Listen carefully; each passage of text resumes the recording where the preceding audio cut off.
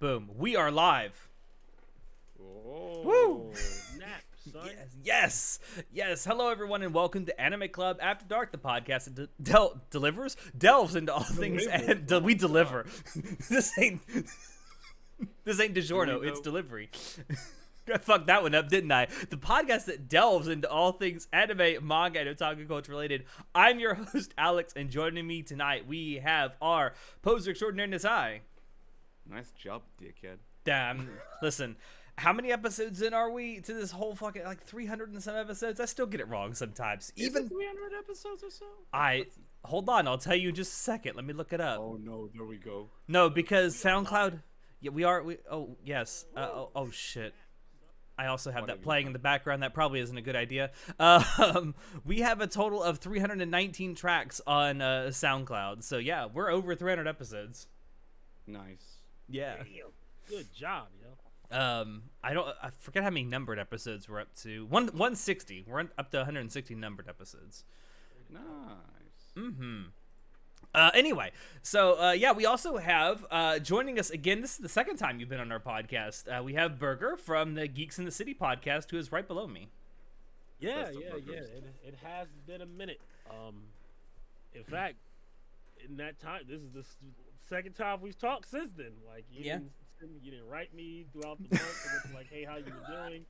Like, To be fair, December is always a little crazy for me because I got family shit all over the place. Yeah, that's fair. Excuses. It is excuses, though, but that's very fair. If you go in my timeline, right, it's literally like September, and it just skips right to January. Like, yo, you doing anything? Like, Well, oh my god, look at what I did. That's perfect. God, I love Mushoku Tensei. Anime of the year? We will find out soon, Natai. We will find out soon.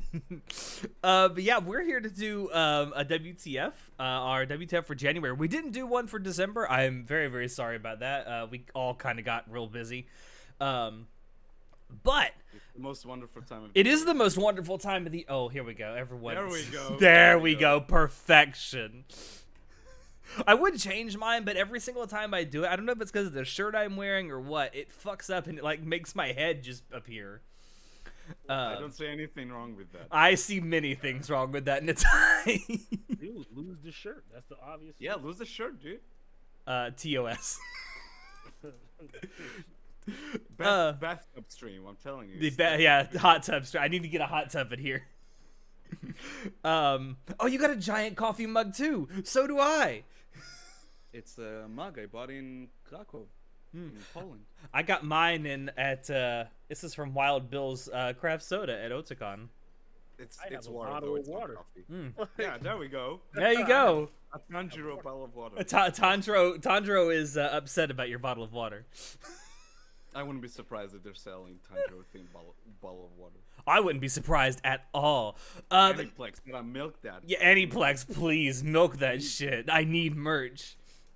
But yeah, so as we do with every WTF within the last year, we're gonna start with some questions from our Discord server. Which, if you'd like to ask questions to us for our WTFs, be sure to join our Discord server. It is linked down below. Shameless self-plugging. Now, I will say that Parathis has gone on a fucking, like, 20 question spree over the last month or so. Parathis is just like, no restraints, just going at it. I think I'm going to save some of these for our next WTF, but there are a few of them I wanted to get to because they are pertinent to some, like, some current events. Yeah. But a couple of these I definitely want to save for our next one. And I think I'm going to put all of his at the end of our list here that we do. So I'm going to get to everyone else's questions first. So the first question I have is from New Vegas Savior, and this is going to be a great one for you, Natai. If you guys are wrestlers for either AEW, WWE, or any other promotion, what would your wrestling names be, and would you be a heel or a face? My name would be the GOAT. I would be a heel, and my entrance would be literally just like you remember the memes with the screaming goats playing over like the Taylor Swift song? Yes, I do. So it'll be literally that, and I'll be walking in with my goat turd, and I'll just take my time as slow as I can, just to get all that juice out of the audience to like, get on with it, and I'll just unleash my goats on people. So you know how in wrestling from time to time they like bring in like their stable or whatever to fuck with people. Those would be my goats, just like eating straw and knocking over fools. You know, a ring with a bunch of goats with you, just walking with you. Like, see, the funny part about this is he grew up on a goat farm. Yeah, you need to be named the farmer. That needs to be your name. Like, that's true. But his friends, some of who stop by our streams from time to time, will make goat fucking jokes about him all the time. And now it's everywhere. It's everywhere. You're the farmer now. You're the goat fucker now. You pull out like a pitchfork with hay on it. That's your signature thing. I'll be like Jake the Snake. Be tied the goat. I'll like pull out goats from the bag and I'll be like, just chuck him on people. Your finisher is you just shave off a bunch of wool and throw it onto your opponent and they suffocate and tap out. Yeah, man, let's do it. Someone make an art of that, please. I'll buy it for how much you want. The backgrounds compliment each other. Tanjiro is cringing from seeing Baby Rudy. That's pretty funny. Look at this guy. I'll be honest with you. It's been a hot minute since I've seen any professional wrestling. I used to be really, really big into it. Yeah, it is. You really need to. We need to sit down and watch some AEW together. I know you've been trying to get me to do that for the last 3 or 4 months. Wait, Burger, you've watched Full Gear, right? Yeah. I watch I'm a big wrestling fan. Yeah, last time you were on, you told us All Out, which was incredible. I loved hearing that. Yeah, I loved hearing your story about it because that was incredible. That was absolutely incredible. There. Crazy thing is that I did professional wrestling. Shit. Yeah, like it was a little. What was your wrestler name? My name was Jay Laughs, and I was a heel. But but I was a jobber. Like my whole gimmick is that I would come down. And I would say, and it was based off the fact because they was like, so what's your thing, man? And I was like, I do stand up, like in real life. They was like, you're funny, but you're not funny. I was like, all right, and that was my gimmick. I would come down in like heated moments, and like I would say bad jokes and get beat up, and that was it. That was my whole. That's great. Wrestling career, like that's great. I mean? That's actually good. That's pretty good. Have you done that? For how long have you done that? I did it for like a year and a half. And then I got really hurt one time, and I was like, yeah, fuck this. Nah, I don't want to do this no more. But had I been in the right place at the right time, I would have took the place of James Ellsworth, and I would have been... AEW, I'm telling you, that's where it's at. I'd have been a megastar. It certainly is today, isn't it? God, it went from something so small to something so big so quick. Yeah. Like, I met Orange Cassidy and them before, man, because I used to... shit. Orange Cassidy's from, like, New Jersey and all that stuff. So, like, because I used to work at the Prudential Center... and things like that, and I worked at the building. I never had to pay for events, and since AEW like goes there now and things like that, people just walk up in there. So it's been pretty cool, man. For any viewers who aren't aware, so Orange Cassidy's whole gimmick is like he's a wrestler who doesn't want to wrestle. So every time he'll be like, so he doesn't really have the energy, and his hands are always in his pockets, and he's incredible. He's like one of the best wrestlers. It is literally categorized as like sloth style, like like he does. It's like, incredible. He puts sloth jutsu. It's sloth jutsu, dude. It's amazing. It's like you see him go, and it's wow. It's Did you know that NXT like WWE has like their own version of like Orange Cassidy now? And how is it? How is it going? Her name is like Wendy Cho. And like her whole gimmick is that she's like sleepy like all the time. So she comes to the ring in like pajamas and all that. But when she gets tagged in, then she runs amok. But her whole thing is she'll be sleeping on the turnbuckle. Like it's actually very entertaining. Like it is a complete ripoff, but it's a very entertaining ripoff. Hey, if it's good, it's good.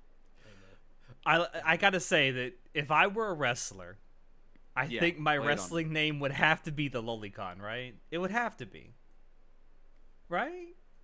Man, how would you pull it off? How would I pull it off? How would I pull it off? My entrance would be much like yours would be coming in with a goats on a leash or whatever. Mine would be just coming in with a harem full of lollies. You know what's crazy? It actually could work because then when you like interrogate the lollies, it turned out like they're actually over 25. So like that's the whole thing behind it. They're Like, actually 500 years old. like they're actually old. They're just really really short. Like They're 500-year-old vampires, man. I found the perfect loophole. How would you name the stable? How would I name the stable? I mean, it's just Senpai's harem. I suppose. World's End Harem. Yes. That's a great show. You should Yes. name it Age Restriction. Well, no, it's a great show if you watch it uncensored. It's not if you watch it on Crunchyroll. Oh yeah, it is on Crunchyroll. Right? It's on Crunchyroll, but it's Crunchyroll? heavily censored. So here's the question: is it actually good, or is it just like you know what you're getting into? It's good. It's good. Oh, I mean, so far it's good. The titties are amazing. Because they're good. There's like just fan service, kind of okay, whatever. It's just like it's fun, it's sure. But then you got shit like Interspecies Reviewers, which is legitimately a great comedy. Mm-hmm. It is literally like Attack on Titan. Oh God, no! I wouldn't say it's that bad, but I mean, nah, it's like the level of mind fuck. Like it's like okay, this is going on, and then it's like this big. Because I read the manga and towards it, so I'm like, I'm rooting for him, man. He like, no, I'm not trying to fuck. No, I'm being celibate. I'm saving myself. I'm like, yo, let's go. Like yeah, no. Nah, you hump like crazy in that situation. Come on. Look, dude, look. What if my wife is watching this? Yeah. No, I don't hump like any. I'm saving myself. Mm-hmm. Till she come out that that chronic cryptic sleep, and then it's like, all right, it's gonna be a long night. Step bro, what are you doing?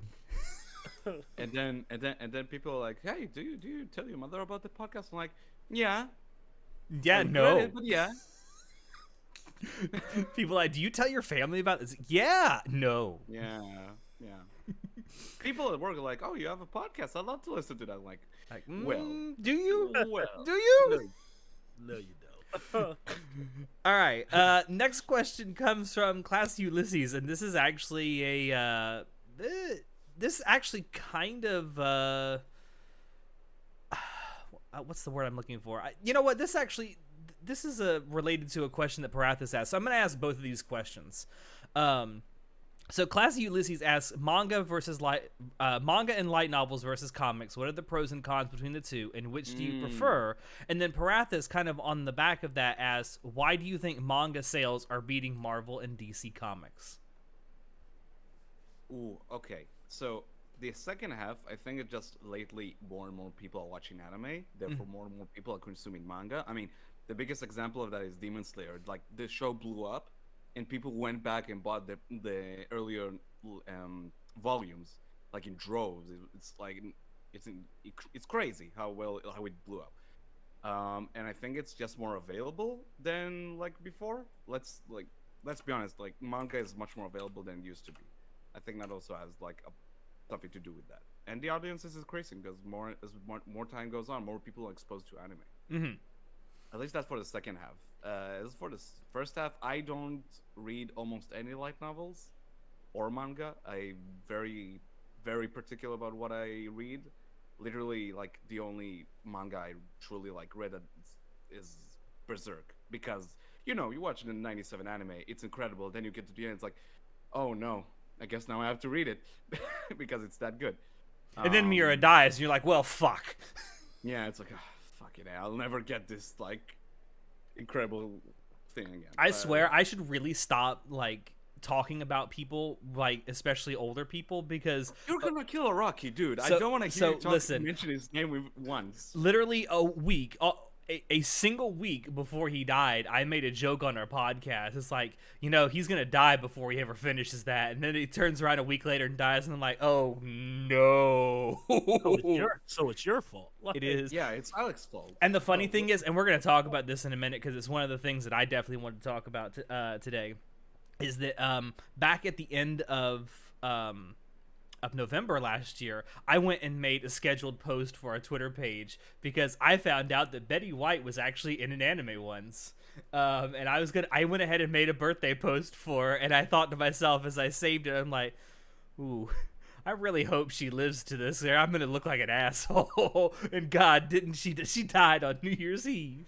So I don't want you naming anyone anymore because you're like the prophet of death. I know. Lately, I have been the fucking prophet of death. I talk about people and then they die. I have this power. It's like a verbal death note that I have here.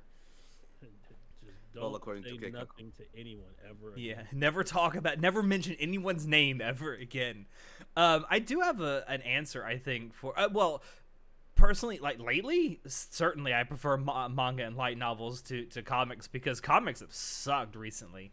And it seems so impenetrable as well. Comics, I don't know. It seems so what? Impenetrable. Impenetrable. Oh, because it's been around for so long. It's like, how do I get into this? Yeah. And you got to follow a bunch of different continuities and. Like every now and then you'll get stuff like Fables, which is incredible because its own thing. And like, okay, like I got that, but like. That literally Fables is the only comic I ever read. Now, if you're talking about comics in the sense of like graphic novels that come around, like one-shot graphic novels, some of those can be fantastic. But I don't want to get too much into the politics of it. But I mean, I think a big part of the reason that Marvel and DC are struggling right now is because they're trying way too hard to pander. I mean. Yeah, look at that. What was that thing that I forget what it was actually called, but it was a Marvel thing that came out. Was it like a year and a half, 2 years ago? Where it's like with the Avengers. Yeah, like they have new heroes like Save Space and Trigger Warning, and like I'm thinking, who's gonna buy this? That was rough. Who is this for? I think personally because I don't read light novels because light novels are like books. Books. Who needs books? Public education around here. I need pictures to sustain keep my interest. Drawing books. I'm telling you. Especially pictures of titties. Like, dude, I'm wholesome, man. Stop trying to corrupt me with the symbiote. I don't want it. Go back to the DC. Didn't they knock off Venom back into his universe? Like he was there for like 5 seconds. Who knows? I mean, allegedly they killed off Captain America a long time ago, but he's back.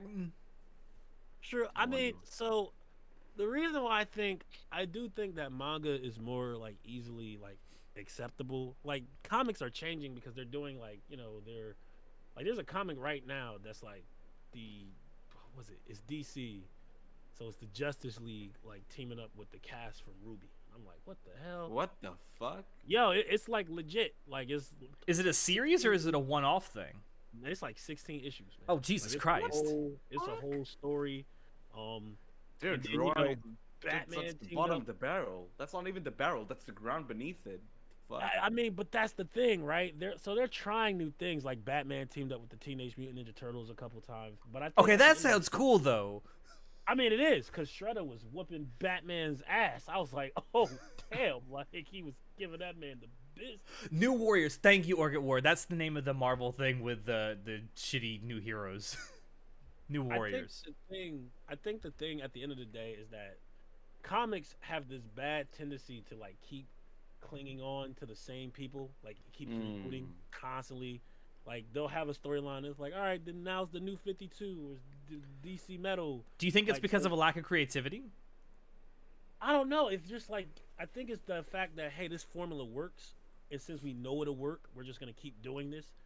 They could try, like, every now and again, they'll try something new. But, like, instead of, like, it's like controversial decisions. Like, hey, we'll just make this superhero that everyone like. We'll make him, like, trans now. And instead of just making a new trans hero, it's like, yeah, we're just going to take people that you like. Well, in manga, on the other hand, it's like there's so many different, like, variety and different characters. There's, like, way more people to plunge into. Like, if I was like, yo, I like Spike from Cowboy Bebop, right? We're all like, yeah, we all know that one character. But now if we're like, yeah, I like Superman, it's like, well, what version? And it's like, huh? There's like 60 versions of him now.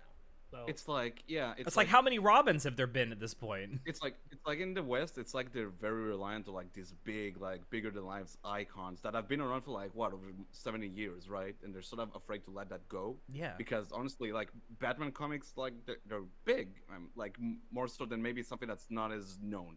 Like I that's what I assume. I don't keep up with the comics industry, but I think the interesting thing with manga is, for the most part, they're not so afraid of like letting go of stuff and reinventing themselves. I mean, biggest example, like every time we talk about this, we talk about JoJo, but biggest example is literally Araki, who is like it's like writing part one. It's like, okay, it's going this and that. And it's like, well, let's just throw in a whole new character. Why not? And now the movement from part one to part two, like they still sort of resemble each other, the main characters, right? They're still sort of similar.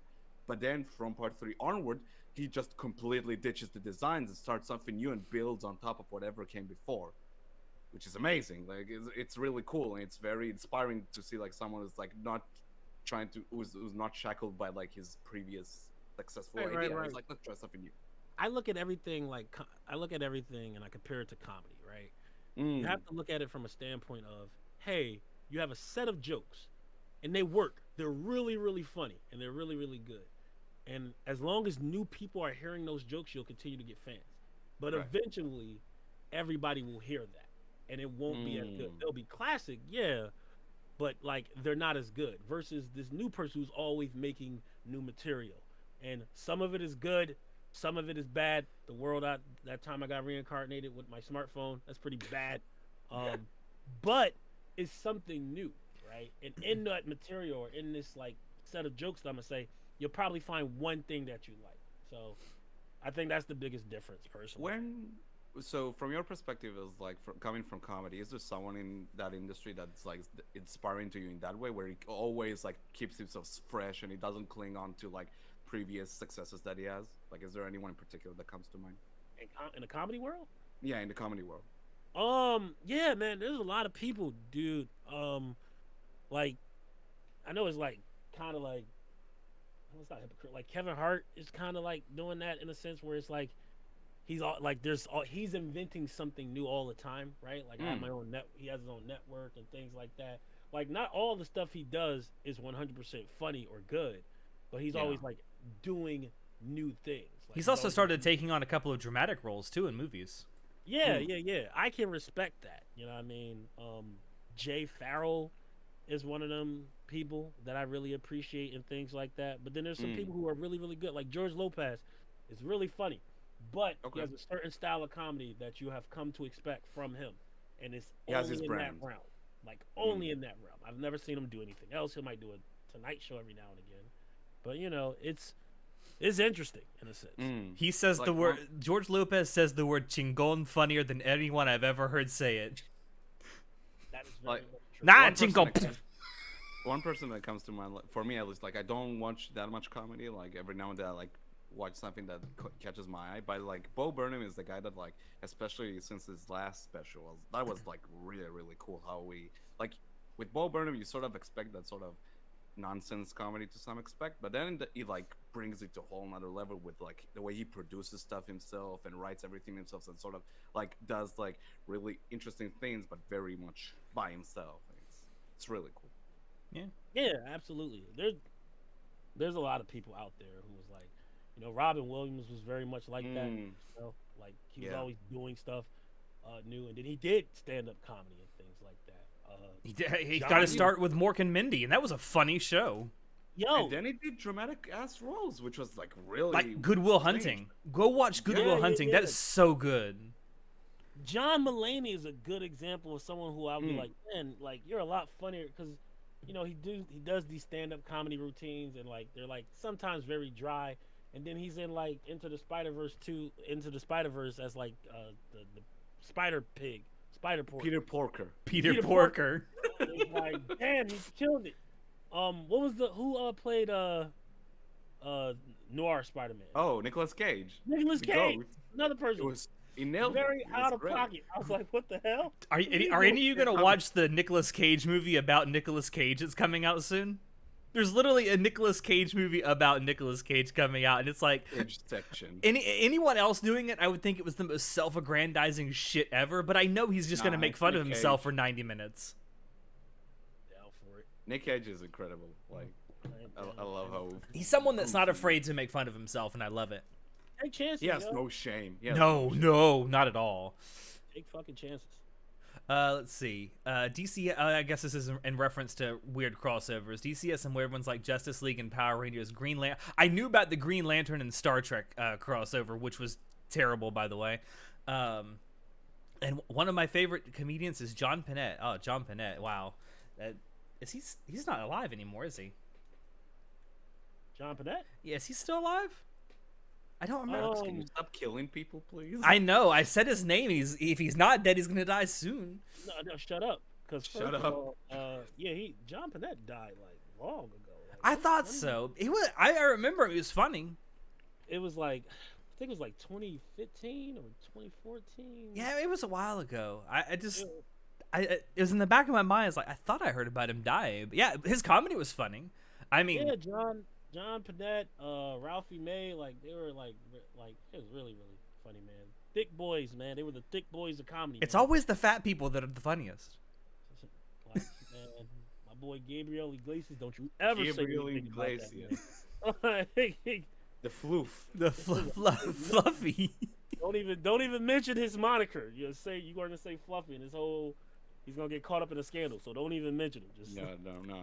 All right. Next question. Let's see. What anime, manga, or light novel has frustrated you the most? That is from Jelly Beans Are Bad in our Discord server. Frustrated? Like made me mad that I'm watching it? Bunny Girl Senpai. Oh, where do we go? I fucking hate that anime so much. See, like that show is fine. It's just fine if you watch Monogatari. If you haven't watched Monogatari, then you're good to go. You'll have a great time. I mean, yeah, if you haven't watched Monogatari, you'll probably watch it and think, this is pretty damn good. Then you'll watch Monogatari and you'll think, wow. Oh, shit. This was kind of shit. That show that's frustrated me? Like, what the fuck is going on? I have one. Future Diary is a piece of Future Diary for you because I know you hated that, but you one. But you admit it's a good premise, just executed badly. No, it's a great premise, and like the first 2 episodes or so like are very intriguing, but then you realize it's just a piece of garbage. It's just yandere bait. It's. I remember watching it very early on when I got back into anime, and it was like a friend of mine recommended it to me. And I'm like, okay, let's give it a shot. And I'm watching it, and it's the only time where I was like literally just screaming at the monitor. I'm like, what the fuck? Why is this so stupid? Do you remember when we did the drunk cast for Future Diary? That was. I wasn't there. Be thankful because I got wasted. We had to take a shot. We had to take a shot every time that Yuno said Yuki. And by the second episode, I was fucking toast. It's like. Yeah, that one holds a special place in my heart because that's the one that like I was like, wow, I didn't know I could get mad at shows like this. Damn, I really can't think. So like the problem with that is that like since I do voice acting now, like a lot of my friends are in shows, so like out of just like wanting them to succeed, it's like I don't have a bias. Like, a bad show can have like fantastic voice acting. But that's what I'm saying. I'm like, but I'm trying to think of a show like that. I'm like, man, like what about a disappointing show like that? Was disappointing. There were that fell off maybe. The Blaze Blue anime that kind of made me mad because I was like, what the fuck? This has. I have another one that I think frustrated a lot of people, and that's Darling in the Franxx. For something that had such a phenomenal start, boy, it fell off in its second half. I didn't watch it. I watched the first 6 episodes. I was like, this is fantastic, and never picked it up again. As you've done with many anime. No, it's like, oh, I don't know what you're talking about. Darling in the Franxx is amazing. Oh, wait, you know what? I got one. Danganronpa 3. Okay. The continuation, because I was a fan. So what was that? What was up with it? Because there released like 2 versions of the anime, right? For the third. Yeah. So like the whole premise of it is that like they're like structured in like, hey, this is the past and this is what's going on in the future and things like that.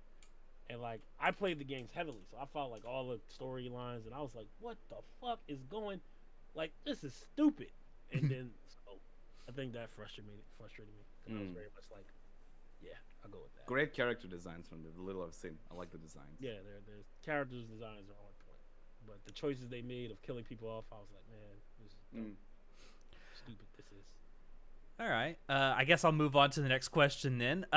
So I think the rest of these questions, I'm going to do like 2 more and then we'll get into what we're going to talk about today. Let's see. So they're both kind of come from Parathis, who again asked like 80 million questions over the last. I'm not complaining. I'm not complaining. Keep them coming because a lot of these are really good questions. And like I said before, if any of you guys out there do want to ask us questions, we have a channel on our Discord server, link below, just for asking us questions that are featured on here. Join us for us to talk shit about. Join stuff. us, one of us. So the first one I have here is, how do you guys feel about AMC Networks buying High Dive and Sentai? Now I want to point out, a lot of people thought when they read AMC, they immediately thought the movie theater chain. It is not. AMC Networks and AMC Theaters are two different companies, despite the fact that they have very similar sounding names. I think it's great. More money invested into like streaming services for anime. That's awesome. I don't use High Dive, so it's like I don't have like any like I hope it means like this service gets better because it'll have more backing, right? That's the hope. Seeing that AMC Networks owns a lot of like cable channels and they have like a pretty big reach, I'm hoping that at the very least it helps them get word out more about their anime products. Yeah, AMC, like, you know, they own like, you know, what BBC America's on there. They have like a pretty the AMC network. They have a pretty good reach of like, High Dive's The Walking Dead. High Dive's The Walking Dead.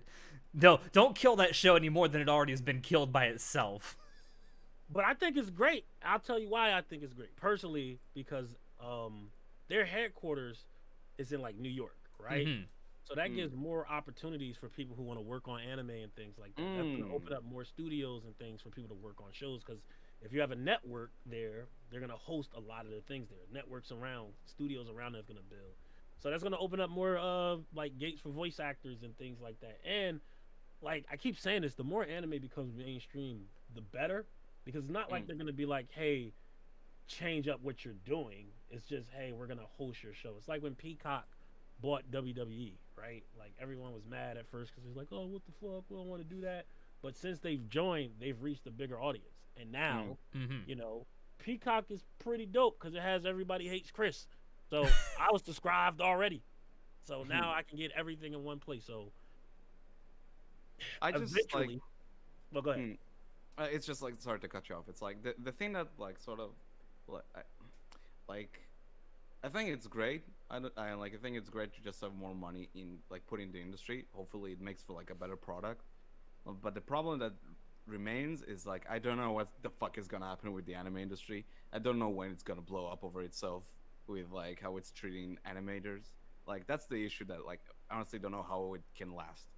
Like lately, like Mappa for the last year have been really unga bunga about, oh yeah, for Chainsaw Man we started this new studio that's more worker friendly and more like healthy for like they seem to. I'll believe it when I see it. Exactly, yeah. They seem to care about their animators' health, but it's like that's just unga bunga PR talk. I don't actually know if it's gonna make things better. Like, but that's a different side of the industry. I just like, I don't know. Doobie Pill says, hello, how are you? I am good. So I hope everyone else is. You know, they're gotten this far. Good for them, man. High Dive. I remember when High Dive was like a no name, like when there was literally only Crunchyroll, Funimation, and like I think Verve at the time. It was like hosting the two of them. Yeah. Like we're gonna stream all the Sentai film work shows. And stuff. Remember Daisuke? Remember that as well. Daisuke.net. Remember anime? Remember when Amazon tried to get in with Anime Strike and how that blew up in their face? Televid says DC has some good movies, but they're nothing compared to the Marvel guys. I mean, if you look at the money returns, you're absolutely right. But yeah, High Dive, it seemed like for the longest time people like have been saying it with like giving it major praise, which is awesome. That's cool. I mean, hey. Aren't they like the only streaming service that has Legend of the Galactic Heroes? That's amazing. It's the only place you can legally stream Legend of the Galactic Heroes in the West. Yes, that's awesome. And they have got Sentai was the only place that you could buy the new the Blu-rays of the original Legend of the Galactic Heroes. Those are sold out, by the way, and those were $900 a piece, by the way.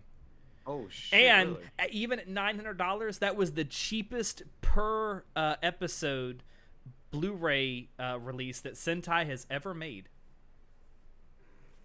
Even at $900. That's fucked up.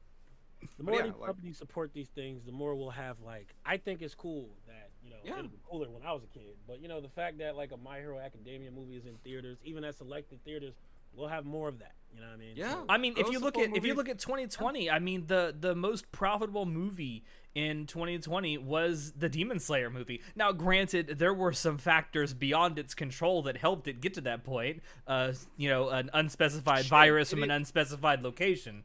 It even made it here to theaters in Israel, and we never get anime movies. That was incredible. And it's becoming more like big. Like, you would think that only the big films get like a theater release, right? And at that time, Dragon Ball Z Broly was the only one like big that people like making noise, and then you get Demon Slayer, and I think Gintama was in theaters for a moment. But Japan is constantly putting out like movies of like different shows and stuff like Fingers crossed for Jujutsu Kaisen here in Israel. Yeah, I'm hoping for that soon here in the US too. Love it. But no, I was talking to someone on our Discord server about this the other day, and it's like, Miyazaki is making a new movie, and this is probably going to be his last, considering how old he is. Stop saying people's I'm name. sorry, Like, I said his name. Funny. I said his name. He's gonna die now. But when that movie does finally come out, I think it'll be the first $1 billion anime. Because think about it, it's gonna have the distribution and marketing of Disney behind it. That's very true. We'll see. And it's probably gonna when they dub it, because it's Disney, it's probably gonna have an all-star cast in its dub. So I'm thinking it might be the first $1 billion anime. Chris Pratt as Mario in Ghibli's Mario. He's so cool. Oh, Doobie Pill just put a bunch of goat emojis in chat. Thank you for that. Is that one of your friends, Natai? No comment. I'm telling you, bro, do not play the farmer. Like, yep. This is what happens. This is what happens. The fucking farmer, yo. But yeah, I'm with you, Burger. I think it's actually in the long run probably going to be a good thing, just because of the extra exposure and reach that it'll give things like Sentai and High Dive. Yeah, man, I'm all for it. Why? Like, if they announce a new Goblin Slayer movie and it's going to be in theaters, that's cool, man. Let the weebs have a place where they can join. I want to be in there. Yeah. So, like, release anything, I'll go watch it just to get more movies here. I'd love to. I'm saying, like, if they can fucking put out Enchanto, why the fuck can't I get some more anime? That's right. Yeah. That's right. Yeah. All right, so 2 more questions here. Again, both from Parathis. This is kind of a long question. With producers like Tetsuo Katayama and animation studios like TMS Entertainment, is Heathcliff, a classic 1980s series for Western and Asian audiences, an anime or cartoon? And what made you come to your decision? Now, I had never actually... I have no knowledge of this. Yeah, I had never actually seen Heathcliff. I'd heard of it, but I'd never seen it before. So I went and did a little bit of research before this. Heathcliff is essentially an anime about a cartoon cat that looks a lot like Garfield. And it definitely seems targeted more for Western audiences than it does Asian audiences. And I understand why this question was asked, because there's been a big debate in our Discord server over the last week or so about whether or not in our upcoming end of the year awards show we should include Arcane as nominees for our awards. We have come to the decision that we are not going to be doing that. And we're gonna put the justification. Because it's gonna win every category. Well, that's part of it, but we're also gonna justify it a little bit better than that during our award show, because we are gonna dedicate a portion at the beginning of our award show to talking about Arcane and why we haven't nominated it for anything in our award show, and why. I know there's the big debate is like, what is anime and what is a cartoon? In Japan, anything that's animated is called an anime, like. Yeah. Period. That's it. Anime. That's the meaning of it. Just animation. It's literally anime is literally a short form of the Japanese like borrowing of the English word animation.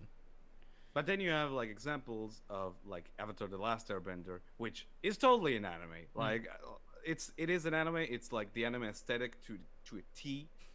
It's that. But yeah, Arcane is like, for as much as I love it, as much as I think it's very anime inspired in some cases in the way it tells its story. It has no connection to Japan. Yeah. At all. Even though it's inspired by anime in some aspects. Wow, you're getting fucking wrecked in the comments right now, Natai. Welcome to my life. Just tell how much you fucking love goats.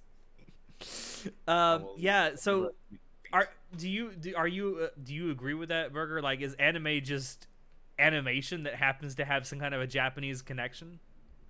I mean, the term anime is that it's just hand drawn computer animation, or like originating from Japan, right? Mm-hmm. Avatar: The Last Airbender is just an American version of that. Yeah. They still are very like still fucking cool. You know what I'm saying? So like I don't One of the best really shows ever. fall on one category, you know what I mean, of like, hey, you know, this is an animation. Don't call it that. Don't call it an anime. It's like anime is literally a style of Japanese film. Oh, Television. Animation. you angered him so much he had to leave. Damn, dude. I don't know. I probably had to go to the bathroom or something. Damn, dude. Or had to dip out. I don't know. I guess he got tired of all these goat puns and shit in the chat right now. He's like, I'm gonna go beat these motherfuckers up. I'm telling you, man, he's a victim of the wool. He cut the wool. Yeah. Again, we'll talk about the whole Arcane thing on our award show when we do that. But I don't know. I feel like anime. I feel like anime in general needs to have some kind of a connection to Japan to be called anime. The rest of it is just animation. Right, like, yo, I can name a bunch of shows that were like made in the West that has that feel, right? Teen Titans, right? Castlevania. Castlevania. Voltron. Thundercats was way back in the day. Look how bright and like Steven Universe is. Ruby. Ruby. I mean, Ruby Samurai Jack Jack to some degree. Yep, Samurai Yeah. Jack. Remember fucking High Puffy Amiyumi? Like that was over here. It was made in the West. Fucking Winx Club. Like I'm telling you, there's a bunch of shows that has anime aesthetic. The only thing is that anime, the term anime, it just stems from being originated in Japan, right? Mm-hmm. Yeah. But we're doing that here on the West. Yeah, they're the kings of it. There's no For sure. no conglomerate of a bunch of Western shows, like a bunch of companies that's constantly pumping out like Western animation, right? Anime. We have Honestly, I'd love to see like some Western studios tackle anime, like proper I think anime. they can. You know what And I mean? yeah, definitely, and vice versa. We talked about it a lot of times, but like Star Wars Visions, you give like these Japanese animators and visionaries, like, hey, make Star Wars, and guess what? When you give like They creative fucking did people, when you give creative people the money and like the freedom to do what they want, it's pretty fucking good apparently. So I'd love to get more of that. The thing at the end of the day here is that over in the West, we're prioritizing movies, right? That's what's really selling over here, right? If you look at the movie like representation here versus the movie representation over in Japan, it's day and night. It's the same thing with anime. You feel me? We're primary like the Marvel films and like the DC superhero films and stuff like that. Yeah. Like that goes over there as well, and people check it out just like how we check out anime content, like on this side of the fence. So. I love watching your friends Natai in our chat. They're just like. Why do you think I don't have chat open? Because the reason apparently the reason you got up is because a goat escaped and you had to chase after it before it got to the police. Nature calls. That's all I'm gonna say. There's a chat. Yeah. And Natai's getting his ass beat. Damn. Talk to my boy over there. It's not an anime. Transformers go brrr. I love that sometimes like Tanjiro's phone will just like would just overlap with Burger, and it just looks like Burger is checking his phone or whatever. I know, right? With a really big phone, A really big, chunky phone. Natai was patient zero in Israel. He got it from kissing a goat. Dude, literally from all my like side story, from all my friends that I know, like I was the first one to get the virus. The virus. Yeah, you did get it. You got it. Yeah. I think everyone on our podcast has had it except for me. The clock is ticking. The clock is ticking. I said it now. It's going to happen. Oh my. Yes. Oh my, Berg. That's great. Oh my. Transformers are great, but they keep doing the same thing over and over. I mean, yeah, kinda. Fucking Michael Bay, yo. You Michael Bay. Justice for Megatron. I mean, what? Moving on. Yes. All right, the last question I'm gonna ask is also from Prathis. Will we ever see ACAD birthday specials? Yes, probably eventually. But For real? yeah, I'd love to start doing birthday streams. Although I know that a lot of us, all four of us on the podcast, tend to spend our actual birthdays with family and friends. So we could do like belated birthday streams. that's like what I'm thinking. I'm thinking maybe in the future we might do. I don't know if there'll be WTFs, but we could do like birthday week streams, like sometime during the week of your birthday, get together and do a stream, whether that's a game or just us getting together chatting or whatever. Yeah, that's a great idea. I mean, Yeah. Someone's birthday is coming up. Someone just had a birthday last week. That was me. Oh damn, dude! Good for you. I'm fucking. Congratulations! I'm fucking old. Don't worry, I'll be there with you. In fact, I don't even have a birthday. I'll be forgetting. Me and my lady, me and my wife, we share the same birthday. So like, Oh, for real? yeah. So people are That's like, awesome. oh, that's cute. It's really not. It's fucking terrible. But the one benefit, I will say this: the one benefit is that you go out to these restaurants and you be like, yo, it's my lady's birthday. So yeah, I'm out doing the dance. They'll be like, yeah, we got you. And they get like 10 people and they clap and they dance and they're, yeah, happy birthday. And they turn That's around awesome. and I'm like, yo, do it again for me. Like, huh? Like, just slide my ID. I'm like, yeah, it's my birthday too. That was for her. Sing for me. I want my own dance now. So it's like, you can only do it once a year. So those are the days. I'm just imagining Burger is like, dance, monkey, dance. Sing, peasant, sing for me now. My only goal now is to have a child who has the same birthday. And then, Wow. hit them with his first, and it's like, do it for my wife. And they're like, oh. And then as soon as they think it's over, I'm like, wait, get 5 new people. Another one. Another one. Another DJ one. Khaled, man. Happy birthday! Thank you. I'm 32 years old now. You're a big boy. Big boy. I'm finally a big boy. I can finally sit at the grown-ups table. Oh, Not- my wife would be 34. Damn. Yeah, Every year since I joined this podcast, not a week would pass by where I talk to Alex and be like, "Oh, goddamn, I'm so old." Every time, he'll bring it up. Man, when you grow up with Ask Jeeves and like AOL, you got mail. Look, you got shit to be. I am old You enough got to time. where I genuinely remember not having a computer in our house, let alone the internet. I remember those times, like very much. I remember the first time in Where's elementary the stash, school. Alex? Like Where's the yeah, stash? like yeah. Like you go to Wikipedia. I had fucking Encyclopedia Britannica, like I the whole still have set. Britannica back at The my whole parents' set. place. Yeah, I have Britannica at my parents' place. Yeah. Nataya's 60. Oh my god, he looks good for a 60-year-old. Then he's aging like Tobey Maguire. He got the good genes, man. You're gonna cry. You gonna cry? All You're right. gonna cry. I love Tobey Maguire memes. They're great.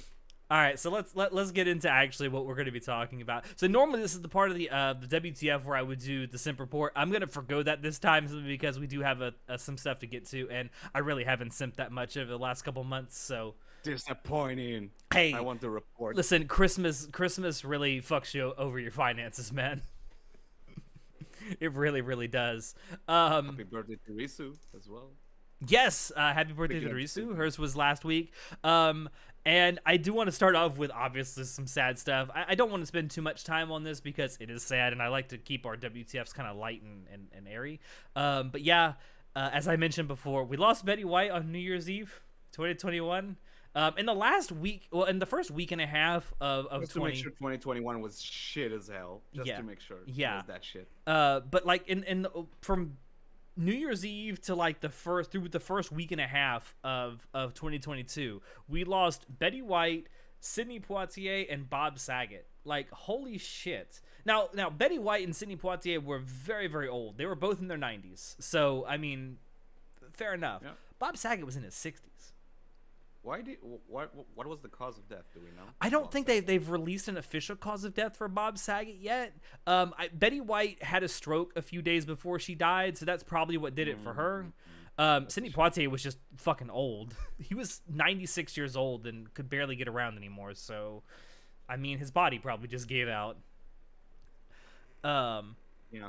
But yeah, as far as I know, unless it was released very, very recently, I haven't heard of an official cause of death for Bob Saget, which is sad because, like, I know that he had drug problems earlier in his life, and I'd hate to think that he just hopped back on that wagon, and that's what killed him. There's a part of me that thinks maybe it was something sudden, like he had a brain aneurysm or something, because it happened here in Florida where I live. It happened while he was staying here in a hotel in Florida. But I'm curious for you, Burger, because you come from the realm of comedy. Like, Betty White and Bob Saget were both known for their comedies, so I'm sure this is, like, well, devastating for you. I mean, you know, well, Sidney Poitier was, like, old, so like, I try to respect the fact that, that man lived a full life. First black man to win an Oscar. Yeah. Oh, shit, really? Mm-hmm. Yeah. Let me tell you something, Natai. If you ever get a chance, watch In the Heat of the Night. It is a phenomenal movie. Yeah. Or Even in the Sun. Guess who's coming to dinner? Guess who's coming to dinner is so good. Lilies of the Field. Like, there's a lot. The man was a phenomenal actor. He definitely was. Sheesh, man, like the Bob Saget release thing, because I met him once, right? And really? Even though, because I do comedy, and like I was in New York, and I think he was over there at the time. We was at the Apollo Theater, and it was like literally in passing, you know what I mean? So it wasn't like I got to like a chance to sit down and talk to him, but like the fact that he's not here no more at all, it's like shit, dude. Like That's we left. Like we left the year of 2021 with like some like Betty White and fucking John Madden died. I'm like, oh yeah, that killed me too. That John Madden was a huge part of my childhood.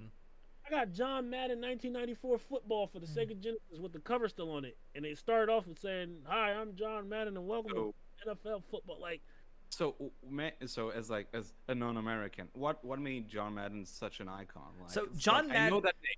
But I would like. John Madden is known to 3 different generations. So John Madden was the coach of the then Oakland Raiders for 10, 11 years, I think. And that's how a lot of people my dad's age and my grandparents' age knew him as a very successful football coach. In fact, even today, he has the highest win percentage of any professional football coach ever. And then later on in the late 80s through the 90s and early 2000s, really my parents' generation grew up knowing him as a football commentator. And he was really, really good at it. Like, he made the game easy to understand for even people who were casual football fans or people who were tuning in for the first time. And he was so good at it. And I think he covered 10 or 11 Super Bowls as well. Wow. Yeah. And then my generation really knows him as the face of the Madden NFL video game franchise. It's named Madden. It's named Madden, yeah. It is named Madden. Like, people tend to forget that John Madden, he played football himself. Like, yeah. He never really got a chance to go pro, which is kind of sad because he had an injury that really sidelined him for. Really? Yeah, he got drafted to like the Eagles. I believe it was the Philadelphia Eagles. Yeah. It was the Eagles, and then he got like during training camp, he got like really bad like knee injury, and he just never. He was just on the bench the whole time and things like that. But like, he is literally like when you think of football, right? You think of like certain people, right? A lot of people will think of like really, really, like a lot of people think of like Tom Brady, but he's like one of the names of. It's like when you think of like WWE or wrestling, you think of John Cena, right? He is that for the football industry. Like he's like when you think of NBA, you think of Kobe Bryant, right? He is part of literally the Mount Rushmore of NFL football, right? Where you don't have to know anything about him, but if you heard his name, you'll be like, oh, football, right? Or Hulk Hogan. Oh, wrestling, right? Yeah. Michael Jordan. Oh, basketball. Madden is American football. Yeah. It's one. I think what makes like for all of these like celebrities that like passed away. I think for most of them at least, like what makes it more like sort of like it seemed like an easier pill to swallow is that they did most of them live a very full life, which is awesome because as we know, in a lot of celebrities don't get that opportunity to live such a full life. So like, Boo, those who do WWE get it, sucks. It feels so good to be all elite. Telling you, man. It's But see, just like that's another example of like WWE like superstars that like die too young. It's like that's just shitty. Yeah. It's just the But side some of them effect live a long getting life. older in life, man. Some of It's them sad. live to be as like Ric Flair, Yeah. still around. Like it's going to be sad, like as the years go by, because people who we've grown up with, like, Yeah. it's gonna be sad when R.L. Stein passes away. 'Cause, like, Yeah. I fuck with the Goosebump books heavy. That's my guy there. But it is the side effect of being older and getting older and things. I mean, just think about this. William Shatner is still alive, Ooh. and he's in I his remember- 90s now. You, I that remember sounds when- like you should stop talking. Yeah, I should really stop talking. I'm gonna kill Captain Kirk. Talking. Like, I'm about to kill Captain Kirk. you should be quiet. Yeah, I remember when Christopher Lee of Lord of the Rings fame as Saruman passed away, and he passed away at like 91 or something like that. And then like you heard more and more stories about, yeah, I was like this very esteemed actor, and he made a metal album at like age 80, and he did all that, and it's like, wow, what a legend. It's like, it hits hard that he's gone, but it's like, wow, what a legacy. You say Lord of the Rings fame. Let's be honest. Christopher Lee was famous for being a fucking badass his entire life. That's what he's known for. Badass. He is a badass. Doobie Pill wants to know, what is your favorite Goosebumps? My favorite book. Damn. That's a good question. I know without a doubt which one is my least fucking favorite. Is I it the like one with the how mummy? they- No, it's How I Learned How to Fly. Because Oh. it wasn't. It had nothing to do with it. Was just I learned how to fly, and then like that was it. It was nothing scary. It was nothing mythical. It was like I drunk this weird soda and I learned how to fly, and then like it became a big deal, and I lost my ability how to fly. It's literally just a euphemism for ecstasy. It literally is. Can we get much higher? Probably Gary. Say cheese and die, because I do photography, so like a camera. Oh, that one's good. Say cheese and die is really good. Hey, say cheese and die. It's pretty good. Yeah. I don't remember much of the Goosebumps. I remember the one with the basement, with like the cover of like the like sort of like grass hands that comes out of the basement. For some reason, that's stuck in my memory. I don't remember much of it. Goosebumps. Yeah, actually. Goosebumps was because those are the only books I read as a kid, right? They're So, great. They're great books. Yeah. dude, I got a whole fucking new bike because of them, right? Because I remember in school they was like, "Yo, we're gonna do like a 25 book reading campaign," and this one girl was like shitting on everyone because she could read like a Harry Potter book, and we was like, "What the fuck? That's like a Yeah. encyclopedia." Oh, damn! And like the Goosebump books, like they still counted as books, so like I binged them, and I got through. They're a nice really chunk. easy to read, to like binge through. They're like very. Dude, when they got you to can the fly by them. choose your own adventure books, man, Oh, dude, those were damn, so good. Which one of them was with the mummy? I think that was the Choose Your Own Adventure. That was so fucking good. I love that. Natai is talking about Don't Go Into the Basement. Yeah. Don't go into the basement. That one was good. Monster Also, Blood, the mummy Haunted one. Mask, Phantom of the Auditorium, Scarecrow Walks at Midnight. That's a good one. Auditorium. Phantom of the Auditorium is great. One Night in Horrorland. That's also pretty good.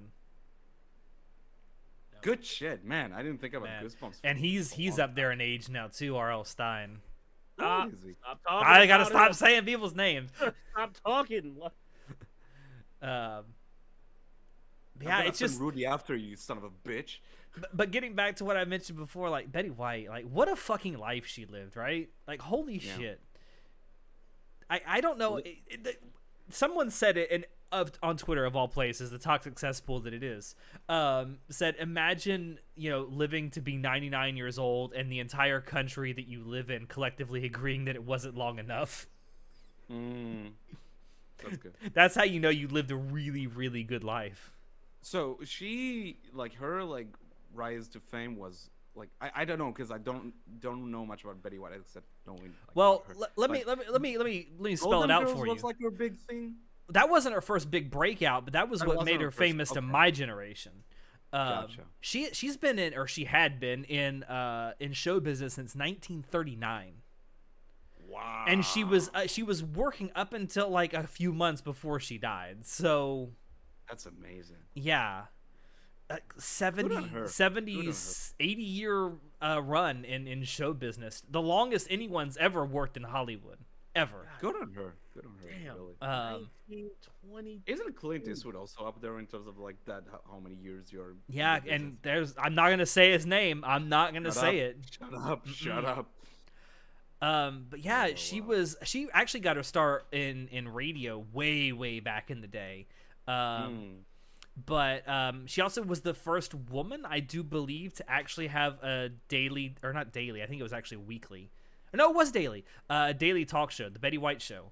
One of the things that got famous for was there was a tap dancer on that show, Arthur Duncan, who was an African-American man, and people in the South back then, this is, of course, before the Civil Rights Movement, this was in the 1950s when this show was on,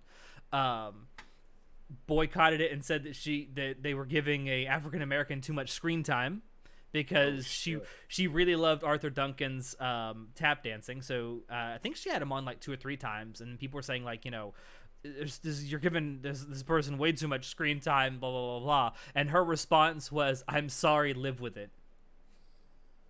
Nice. Betty White is she was the first woman to like be in front of the camera and work behind the scenes and things like that. She's in the Guinness World Records of having like the longest TV career of all time. Like, it's truly sad, man, that she's gone and things like that. Like, she was born in 1922. She was born before sliced bread was invented. Fuck, man. Like, fuck. Indeed. Yeah. She was also the 4th mayor of Hollywood. Was she? Mm-hmm. There are mayors of Hollywood? It's an honorary title, but yes, there are mayors of Hollywood. I was like, what the fuck? Yeah. But they will be mixed. It's just that crazy what she was able to accomplish in her life. And like the thing that really like popped her off, besides the talk show, which itself was pretty popular, the only reason it got canceled was because she kept having people who were undesirable on her show. She had people who at the time in the 50s who were openly homosexual and African Americans on her show. Good for her. And we're giving them screen time in the 1950s. Yeah. Imagine if that was us back then, and I'm the African American that's on your show, and people are just hating because why are y'all letting that dude in there? It's like, And then she was on the Mary Tyler Moore Show, and that was a huge success. And then she was on the Golden Girls. Like, that's probably what she'll always be remembered for is her role on the Golden Girls. Yep. And then she came back in the like in the early 2010s where she was on Hot in Cleveland, which was also a really funny show. But she did a lot. Super. Betty White actually appeared on WWE once. I did not know this. What the fuck? She was on W. I did not know this. Who did she Batista bomb from the second floor? She came out with like she was like so this is like what 2014. It's back when like Raw was doing like the guest host day like phase. Like every week they would have a new like celebrity host to like host Raw, right? So they had the dude from The Price is Right. He hosted, and then Betty White hosted one time. That's so funny. I'm telling you, she's gonna go into the Honorary Hall of Fame this year, like guaranteed. I wouldn't be surprised. I didn't even know that she had appeared there. That's crazy. She's also another record that she has is she is the oldest person that's ever hosted Saturday Night Live. I believe she hosted it when she was 88. That's cool. Nothing cooler than looking at an image with John Cena and Betty White. It's like awesome. It was 2009, I think. Okay, she came out with Big Show. It was 2009. That's what I'm being told. I don't know if that's true or not. Possible. It had to be. It had to be like. She said, "I'm gonna kick some ass." That sounds like Betty White. It had to be because John Cena wasn't all that like. Well, John Cena was big, but like. Was it in 09? I'm about to look it up. 2014. He wasn't called John Cena. John Cena. Bing chilling. Yeah, it was 2014. I can definitely imagine Betty White coming out and saying, "I'm gonna kick some ass," though. All right. Yeah. All right. So let's talk about something else that's been in the news recently, Natai. NFTs are a fucking scam. So how do you even start with this shit? Should I actually explain what an NFT actually is? Go for it. So an NFT, it stands for non-fungible token, and the best I have ever seen it described is, and I will parrot it because I posted it on our Discord server, I've seen it on Twitter. The best way I've seen it described is, so an NFT, imagine that you're married to a woman that you love a lot, right? Okay. But everyone you know, in fact, people you don't even know, are plowing her constantly. Like, just fucking her anally, like, all the time. Oh my God. And you can't do anything about it, right? But you have the marriage certificate. The marriage certificate is the NFT. So, like, how does this shit make money? I don't understand, like, why people are, like, investing money in this crap. The better question, it's obviously money laundering. Well, a lot of it is. I can't say all of it is. Some people, it's just stupid, naive people getting into this because they think it can make a quick buck. And some of them do. Fuck game developers who, like, who try to get this shit in games. Yeah, 100%. But, like, it's obviously money laundering because you see some of the shitty art that's being sold as NFTs. Like, what is it, the ape family shit? It's basically one step above shitty pixel art from like 1985. What I don't understand is like I try to think of it, like give this like the benefit of the doubt, like to give people credit why they like invest in it, but like, okay, so you buy the certificate, but what stops someone from right-click, save image, and there you go? I don't get it. Natai, you wouldn't screenshot an NFT, would you? You wouldn't download a car now, would you? And I don't understand. Like, I get it. Like, I know it's linked to cryptocurrency, and like as a general idea, I actually am not against cryptocurrency as a concept because I think it's something that can work. Because all currency, when it comes down to it, is just it's worth what people think it's worth. Yeah, because definitely. Currency anymore is not tied to anything. I mean, the closest thing you can say to any currency out there that's tied to stuff is the petrodollar. Like the value of the US dollar is kind of loosely related to the price of oil. But even then, it's back to the idea of like it's worth how much people are like putting in it, right? Or like willing to like believe it. Yeah, if I were to go into my wallet right now and pull out a dollar bill, it's only worth what someone thinks that it's worth. We've all collectively agreed that dollar bill is worth $1. Yeah, but it's like throughout history, that's how it works. It's worth the amount it's worth because we agreed that's how much it's worth. Oh, apparently I'm also being told she appeared in 2014 as well on WWE. Betty White did. Okay, so you were right, Burger. I was about to say, I don't remember. The burger is always right. Burgers are always right. I'm definitely not. Ask my wife. I'm wrong as hell. But yeah, like, I just don't understand. Like, and the crazy thing is, like a couple of days ago, and I know you probably wanted to talk about this too, Burger. Troy Baker just came out and committed career suicide. What do you for the 5th time or so? For like the 18th time. I haven't heard about this. What are you talking about? This is news to me. Well, you wanted to talk about it, Burger. Go ahead. Yeah. So, first things first. I'm a big fan of Troy Baker. Same. He's Same. A lot fantastic of my actor. Characters. He's a genuine good person. But like literally, two days ago, 3 days ago, he was like, "Hey, I'm partnering with Voiceverse NFTs." No. Yeah. Literally turning voices like MP3s into NFTs now. You shitting me? Because he was like I'm letting everyone know that I'm partnering. I support them. And then the entire internet flamed him, like including Funimation, by the way. They should. Flamed. That's so scummy. dude. Yeah. How bad you got to fuck up for Funimation to call you out? Like, dude, like, yo, it was terrible, yo. Like, people were like, yo, you a sellout. Like, Karen Strassman has already got. Because first it was Tara Strong, then Karen Strassman, and like a couple others are like, yeah, we support him and things like that. And his whole point, hold on, I'm gonna bring up the tweet. Yeah, what was his justification for this? It was like, hey, I'm partnering with voiceover NFTs to explore ways where together we might bring new tools to new creators to make new things and allow everyone a chance to own and invest in their own IPs they create. Mm-hmm. And it was just like, hey, you know, I think this would be a cool way for people to, like, you know, make some new stuff. I don't think Troy Baker's a person that's like in a desperate need of money. So I don't think it was like, yeah, this will get me bank. Not to get sidetracked, like Troy Baker, like I'm also like he's a very inspiring figure to me in terms of like voice acting. I really like a lot of his work. I think he's like a genuinely terrific actor. But every now and then, like throughout the years, like I would hear stuff that they would like stand by, and I'm like, dude, what the fuck are you talking about? Like I remember when Last of Us Part 2 came out, whatever, he would defend the shit out of like the pre-order stuff.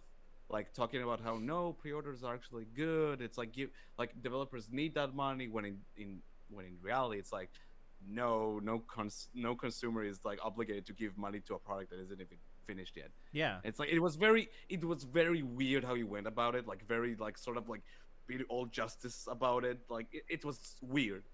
So for this to come out, it's like it's not surprising, but it's disappointing. You know. I understand where he's coming from, right? Because at the end of the day, like, indie developers really need pre-orders, right? Because that's their justification. But it's fucking Naughty Dog, dude. Yeah, I mean, Naughty Dog is like, you know, that game was gonna sell regardless.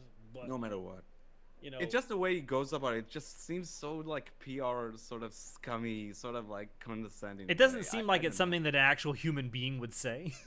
It's very feels like he's like defending something that he is a part of because he is a part of it. It's not willing to like be professional about it. It's like, you know, just because you're like in a project, like you don't have to like shout from the rooftops and defend all the bad decisions that product makes. It's like it almost makes me feel like, has he just thrown a bunch of money at this and that's why he's defending it because he feels like it's a sunk cost at this point?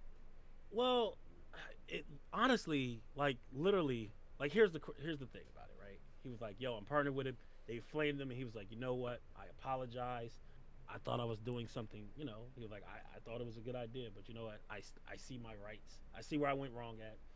And, you know, he took it back. But that doesn't change the fact that they're flaming him, right? I do think part of the vitriol comes from how he actually went about it, because he ends that tweet that you're talking about with you can hate or you can create. So it's like he's saying, well, if you guys think this is a bad decision, fuck you, you're all wrong. Bleh.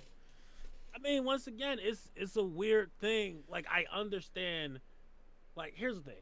I don't think NFTs are a terrible thing, but I don't think they should be in the hands of like every person, right? I think from a business point of view, right? Let's say we're making a video game, right?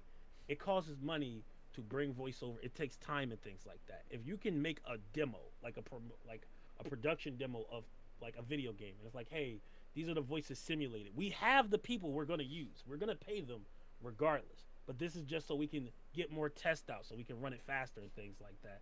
Then yeah, all for it. But for something where anybody can be like, oh, I have ownership over this thing now, because like as a voice actor, you know, it's something that like people in my like sometimes like every now and again I'll hear a bunch of people talking about it, and it's like, how do I protect my voice? And it's like, you really can't do shit, because once it's out on the internet, anybody can go and just yoink it if they really wanted to. But the problem with fucking Voiceverse is that, you know, they had a history of just like taking shit, and like they're not someone you want to like connect your name to. Once again, selling, like, it's a very cheap way to get like a reaction. Sure, could some people use it for good? Absolutely, right? But the amount of people that's gonna use it for fucking, I guess, toxicity is gonna trump way more than like the good people using it. It's also like, at least from the video game media sphere, that's like where I got my like news from about NFTs, and I think that stands for other medias who like sell NFTs. I just don't trust video game companies with this shit. Yeah, I barely trust video game companies to make video games. Yeah, it's like every fucking stupid decision like big AAA conglomerate media like fucking did over the last decade or two have been shit. And just like been there to nickel and dime people of their money. The craziest so I don't thing trust them with this. The craziest thing that happened after the Troy Baker thing like came out and he was getting fucking wrecked on social media. Flame, bro. Flame. That man went from 500K. He has 419K right now. Yeah, he lost almost 100,000 followers because of it. Flame. No, and like within a few hours after all this happened, the Voiceverse themselves were getting blasted on social media because apparently an outfit that used their tool was caught stealing another voice actor's work without their consent, stealing their voice. Shit. Yeah, it's a voice actor called 15i, which I had never heard of. Doesn't ring a bell. But anyway, yeah, we're put on blast about that. And apparently the team that used this was called Chubbyverse, which I guess they're making like audio NFTs or something like that. But then they responded, the Voiceverse people responded with, "Hey, 15i, we are extremely sorry about this. The voice was indeed taken from your platform, which our marketing team used without giving proper credit. Chubbyverse team has no knowledge of this. We'll make sure this never happens again." Right. How? Yeah. Also, like the depressing thing about it, I don't remember where I read this interview with Yves Guillemot from Ubisoft, that shithead, where he talked about how like because Ubisoft implements NFTs now in some of their games because of course they are, and he talked about how, I'm paraphrasing, but he talked about how they planned around expected criticism or something like that. Like they knew the backlash was coming, so like they built around that. So maybe at first like people were losing the shit about it, just like rioting about it, but they planned around that and still gonna go ahead and implementing that in future games. And it's just so scummy, and it's like it's so icky. I hate it. Yeah, it is. It's depressing. It's just, and the thing with the Voiceverse stuff is that it just seems like it's going to be a legal minefield, because you're taking someone's voice, like, and a voice is something that's really a lot harder to prove that it's yours than anything else. Like, you can prove that your artwork is yours, you can prove that your writing is yours, you can prove that a lot of the other stuff that you create is yours, but like voices are really easy to mimic. Vocaloid, dude. I mean, Vocaloids. You can get them to say anything. Like, say Burger. Say you lent. I don't think that you ever would, but say you lent your voice to this, and people could go out and use your voice. They could literally go out and just make you sound like a fucking white nationalist or something. Yeah, you know, it's fucking. It's a. Like, once again, I I don't hate what it could be used for, but the clear of like, this will be abused 100%, and because of that, that's why I can't support it. And things like I'm not saying that there may not be a legitimate use for NFTs. Like, I know that there's some people that I've read certain ideas that they have in the space that I'm in with my job, which is cybersecurity. There's some people that think that NFTs could actually be used as a form of second or third factor authentication at some point. Right. Which that's the thing. It works as a tertiary like tool. Right? Yeah, and that's actually kind of a compelling thing to think about in the line of work that I do.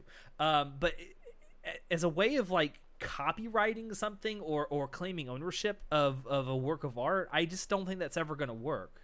It's just a scam, dude. It is. Dude, when your company has stated that they're against this whole AI computer voice like system that they're building, like when your own company says that, and then you're like, hey, I'm partnering with them, it's a slap in their face, because at the end of the day, we're all like you're a representation of your company, right? And a lot of people were pointing that out too. Like, Troy Baker is partnering with a company that's actively trying to put voice actors out of business.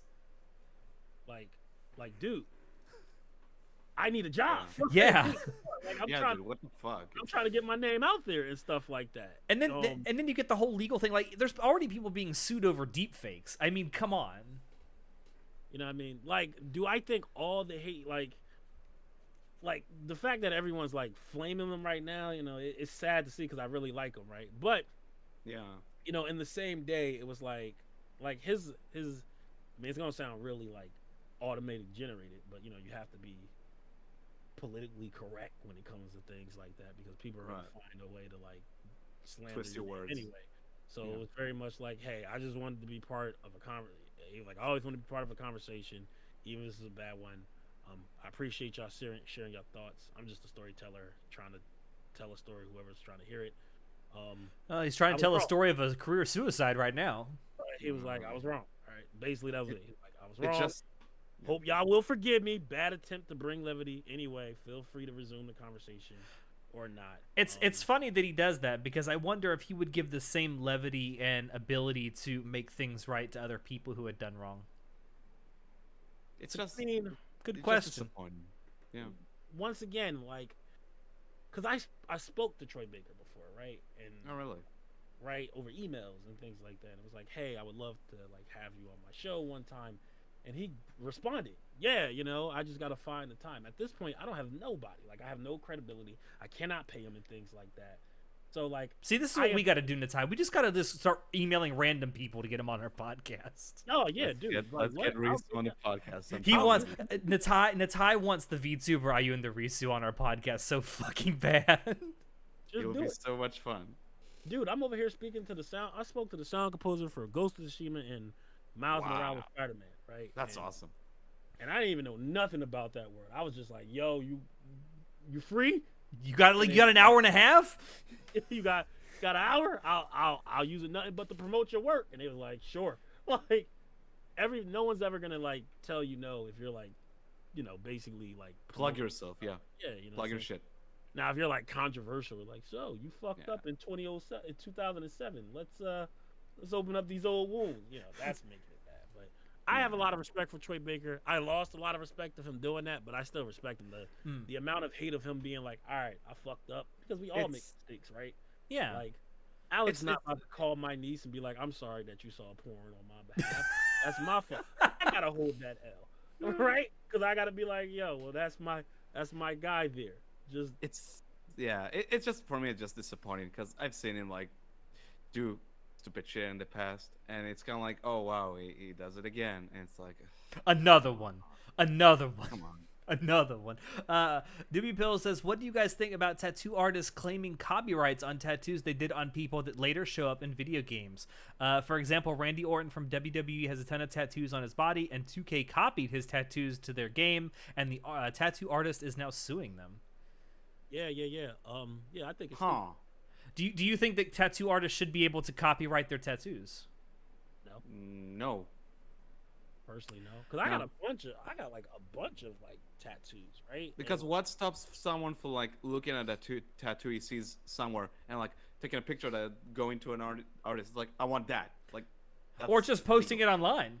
Yeah, that's legal. What the fuck? What's wrong with that?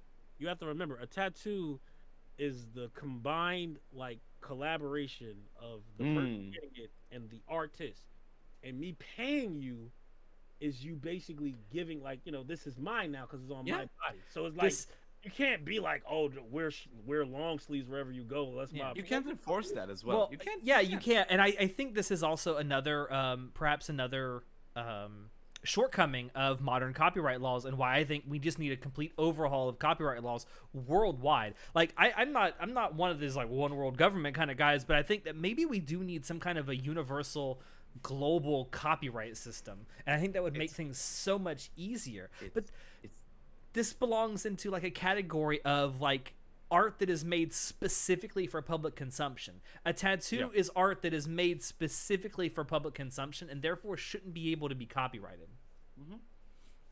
Copyright law hasn't caught up with the internet, and it never will until Disney lets go of their Mickey Mouse.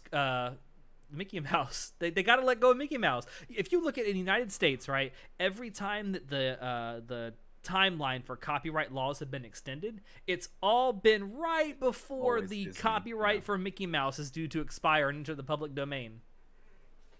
Yeah.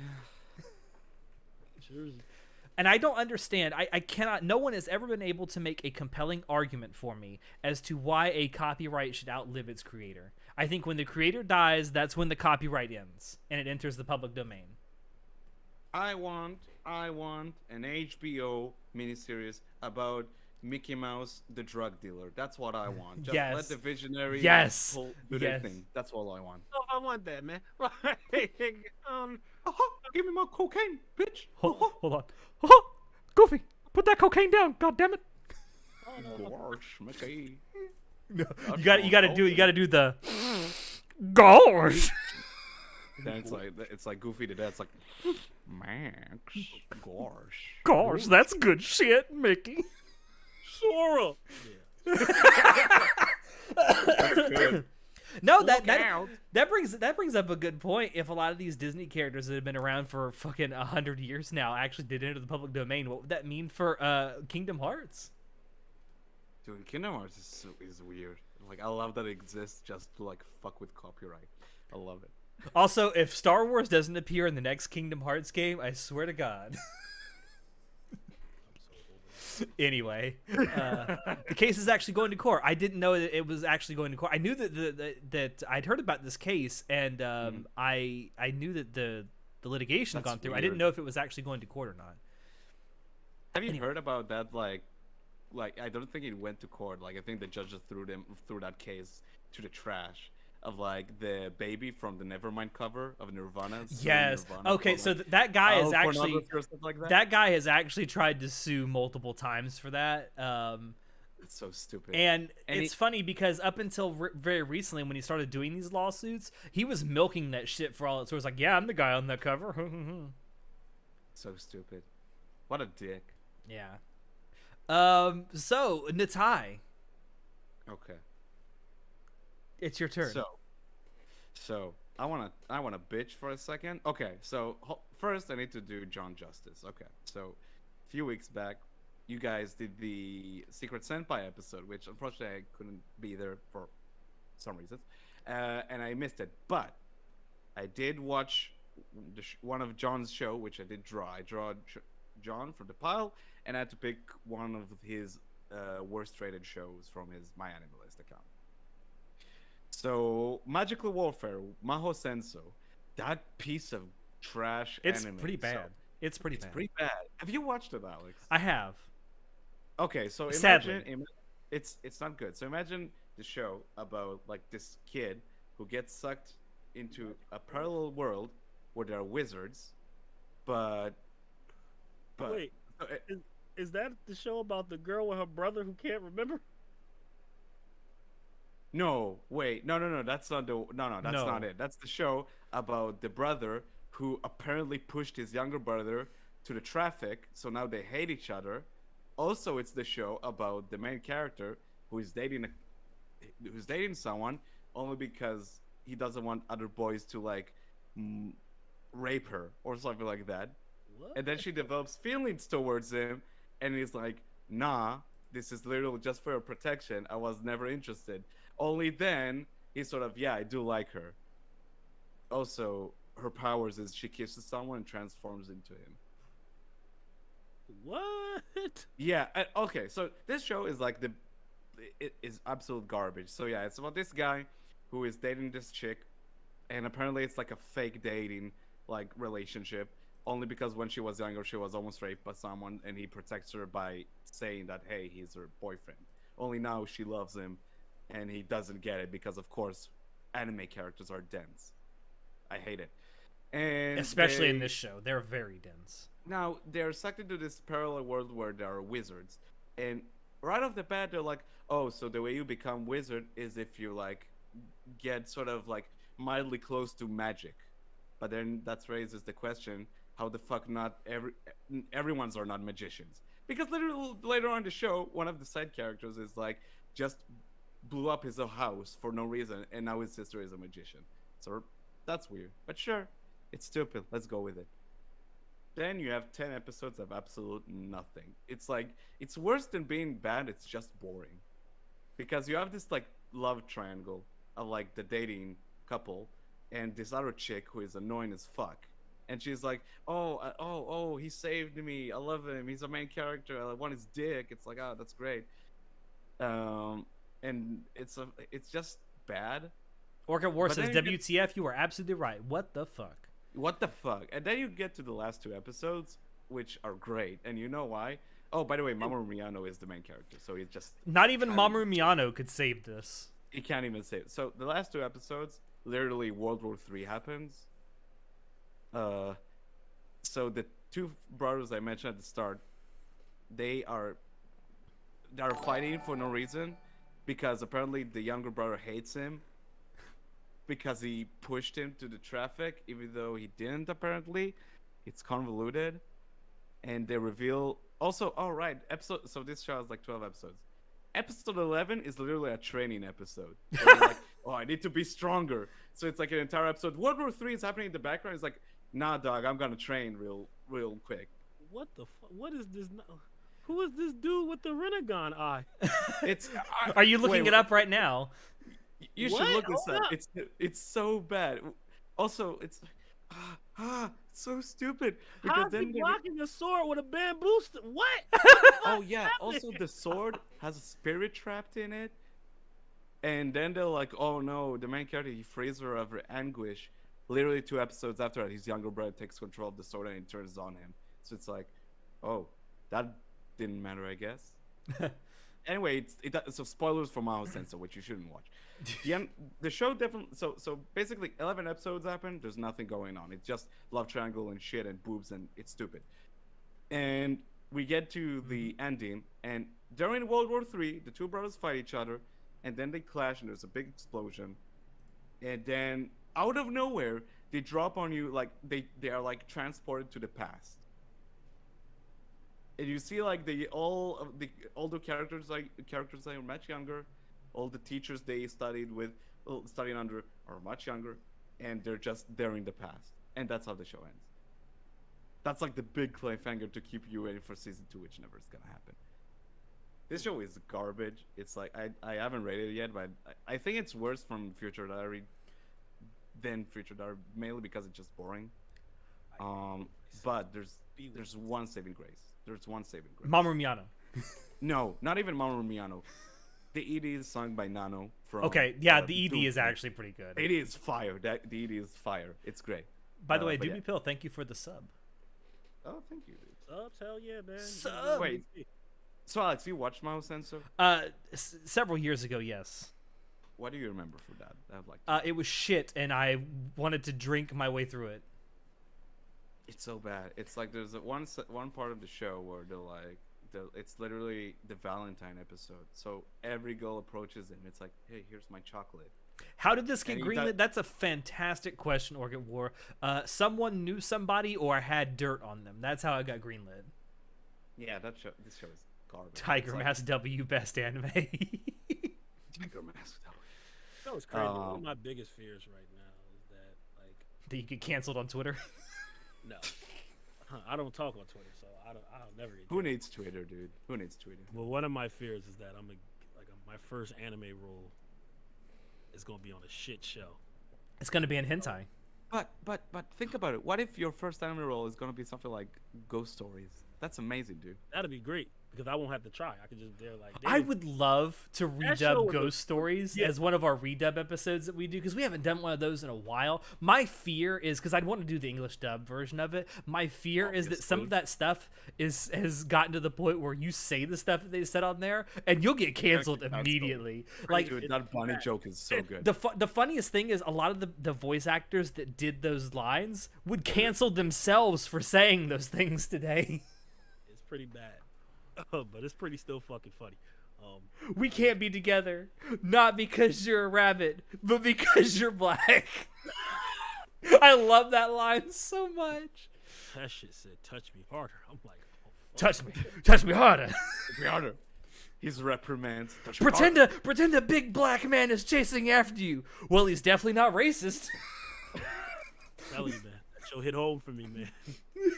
That reminds me of that one Dragon Ball Super line. Wait, don't shoot! He's not black! That was just bad translation. I'm canceling all y'all on Twitter. Good luck. This man is not black! Alright. I'm like, fuck! So good. I'm so happy. I love they just shot him. Would have made justice for everyone feel so, like, fair for everyone. I love anime so much.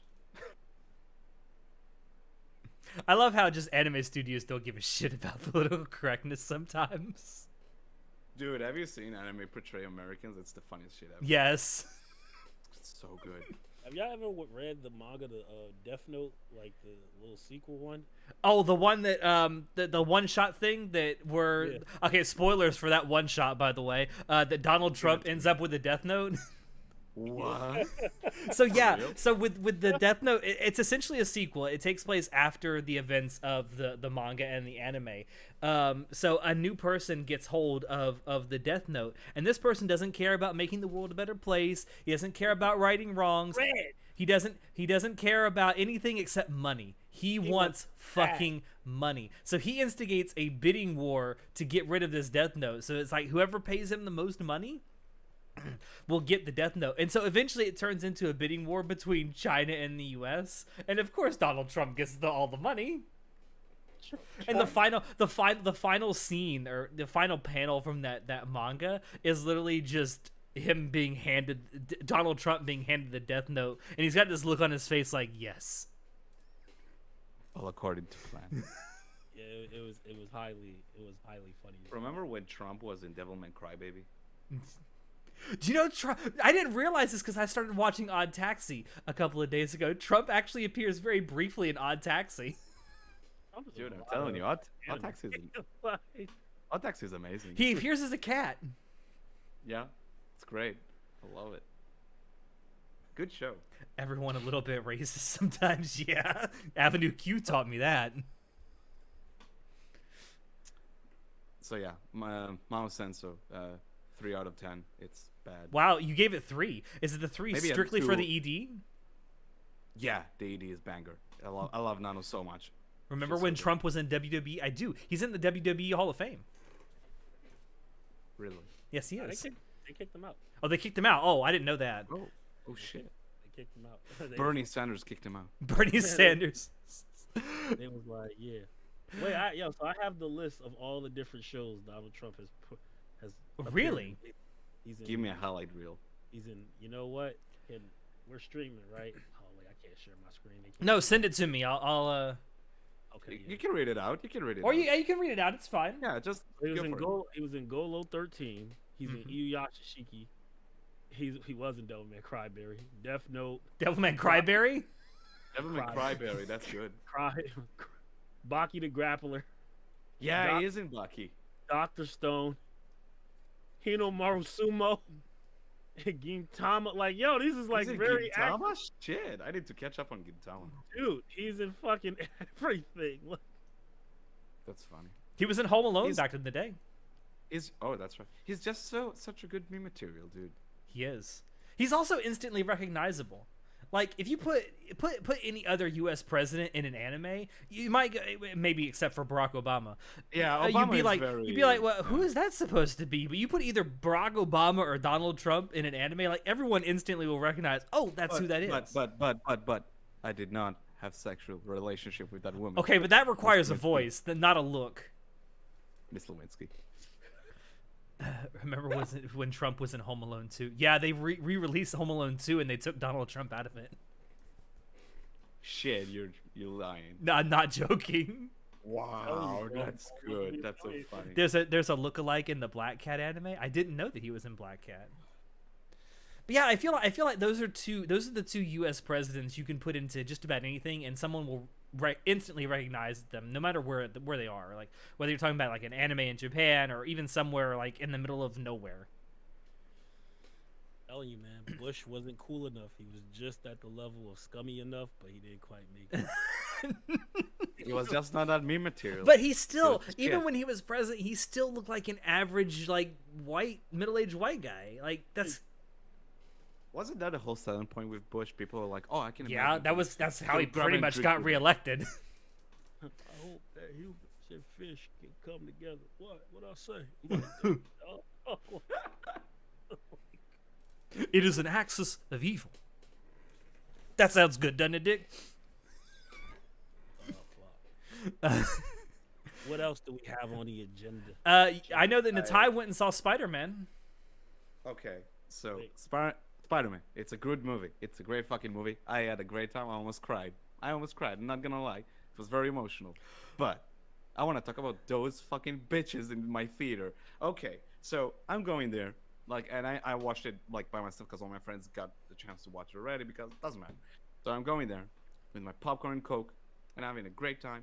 And then I see like that fucking light behind me. There's someone with flash taking pictures in the theater, and I'm like turning around, and they stopped. I'm like, okay, sure, whatever. You wouldn't screenshot a movie, would you? You wouldn't download a car. Now I'm like, okay, and then they do it again, and now I like going to theaters. It's great. It's a great experience. I love it. So I just shouted them, stop it. Get some help. Yeah. 10 minutes later, they do it again. They fucking take pictures with the flash on, with the flashlight. It's like, and again, stop it. And then someone else is like shouting at them, stop it. And they stop. 40 minutes later, they fucking do it again. And I'm like, okay, I'm not gonna let them ruin this movie for me. And again, I had a great time. Didn't ruin my experience, but I waited. I waited for my time. So, like every 20 minutes or so, they'll like take pictures. By the way, don't spoil the movie, Natai. No, I'm not spoiling the movie. Don't worry, I'm not gonna talk spoilers. They're taking pictures, whatever. Sure, people shout at them. I'm just having a great time with the movie. The movie ends, and I'm just gonna wait, because it's Marvel, so I'm just gonna wait through the credits. And when the credits hit, they like leave their seats, and there's this like small stage in front of the screen, and they start dancing and taking videos of each other while the credits are like rolling. Like, I don't understand kids anymore. It's like, what the fuck? It's like probably taking videos for Instagram and TikTok. Doesn't matter. I'm like, okay. I am so glad that I did not grow up in the era of the internet. Same. If I grew up right now, I'd kill myself. I literally would. Like, TikTok is a fucking disease. Yeah, it's the worst. Anyway, I'll leave the theater. I go take out trash, like throw it in the bin, and then I wait. I go to the toilet, and then I wait outside of the movie theater, and I see them leave, and I'm like, hey, what up? It's like, yo, what's up?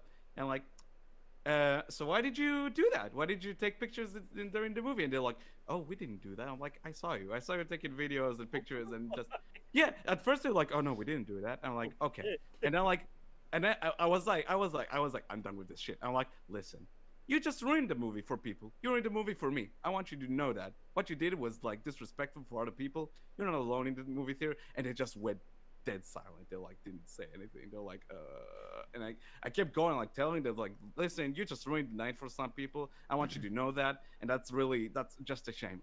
That's just disappointing. Gave them the dad speech. I gave them the dad speech, and I was Natai. Welcome to adulthood. And you know what's the best? You know what's the best thing about it? So before I finished giving them the speech, I noticed one of my friends, a good friend of mine, Alex knows, Ariel, and he works at the movie cinema. And I see him, and like I give them the spiel, and I'll give them the speech. The moment I finish, I turn to him, dude, what a fucking great movie! And we just keep we're having a great time, and they can fuck off these girls. They're like 14 years old or something like that. That was like, I never seen this shit. Have you guys ever had this type of experience in your life? Like, I don't. The only bad experiences I've ever had in a movie theater are when people bring their little kids to like R-rated movies. Yeah. What? What the fuck?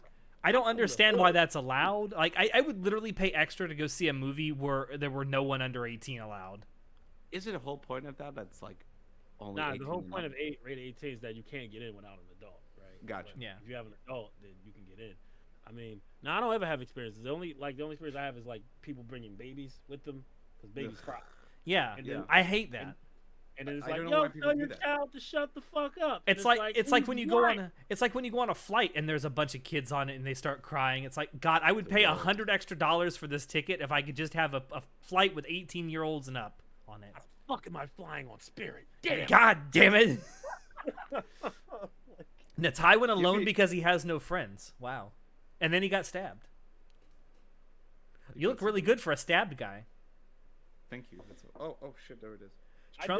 Trump is actually still in the WWE Hall of Fame. Oh, I'm getting conflicting reports here. What? So yeah, I was curious to know about your guys' experience with.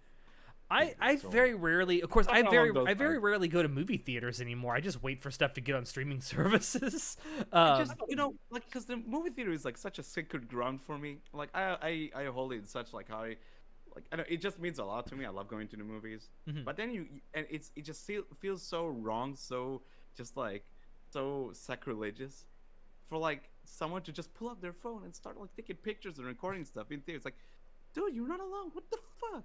He got stabbed in the heart. Jesus, your friends are brutal, Natai. Why do you think I'm not looking at chat?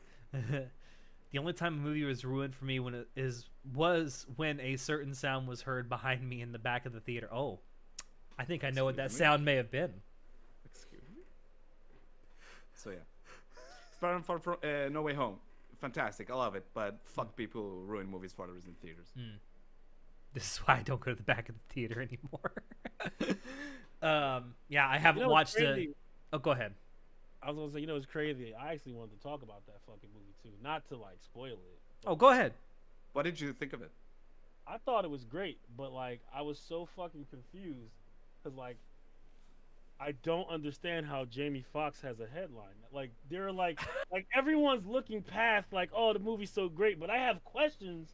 I'm like, yo, Max Dillon was like balding, he had his hair covering over the side, and now like he had like his teeth were parted and he had like a gap.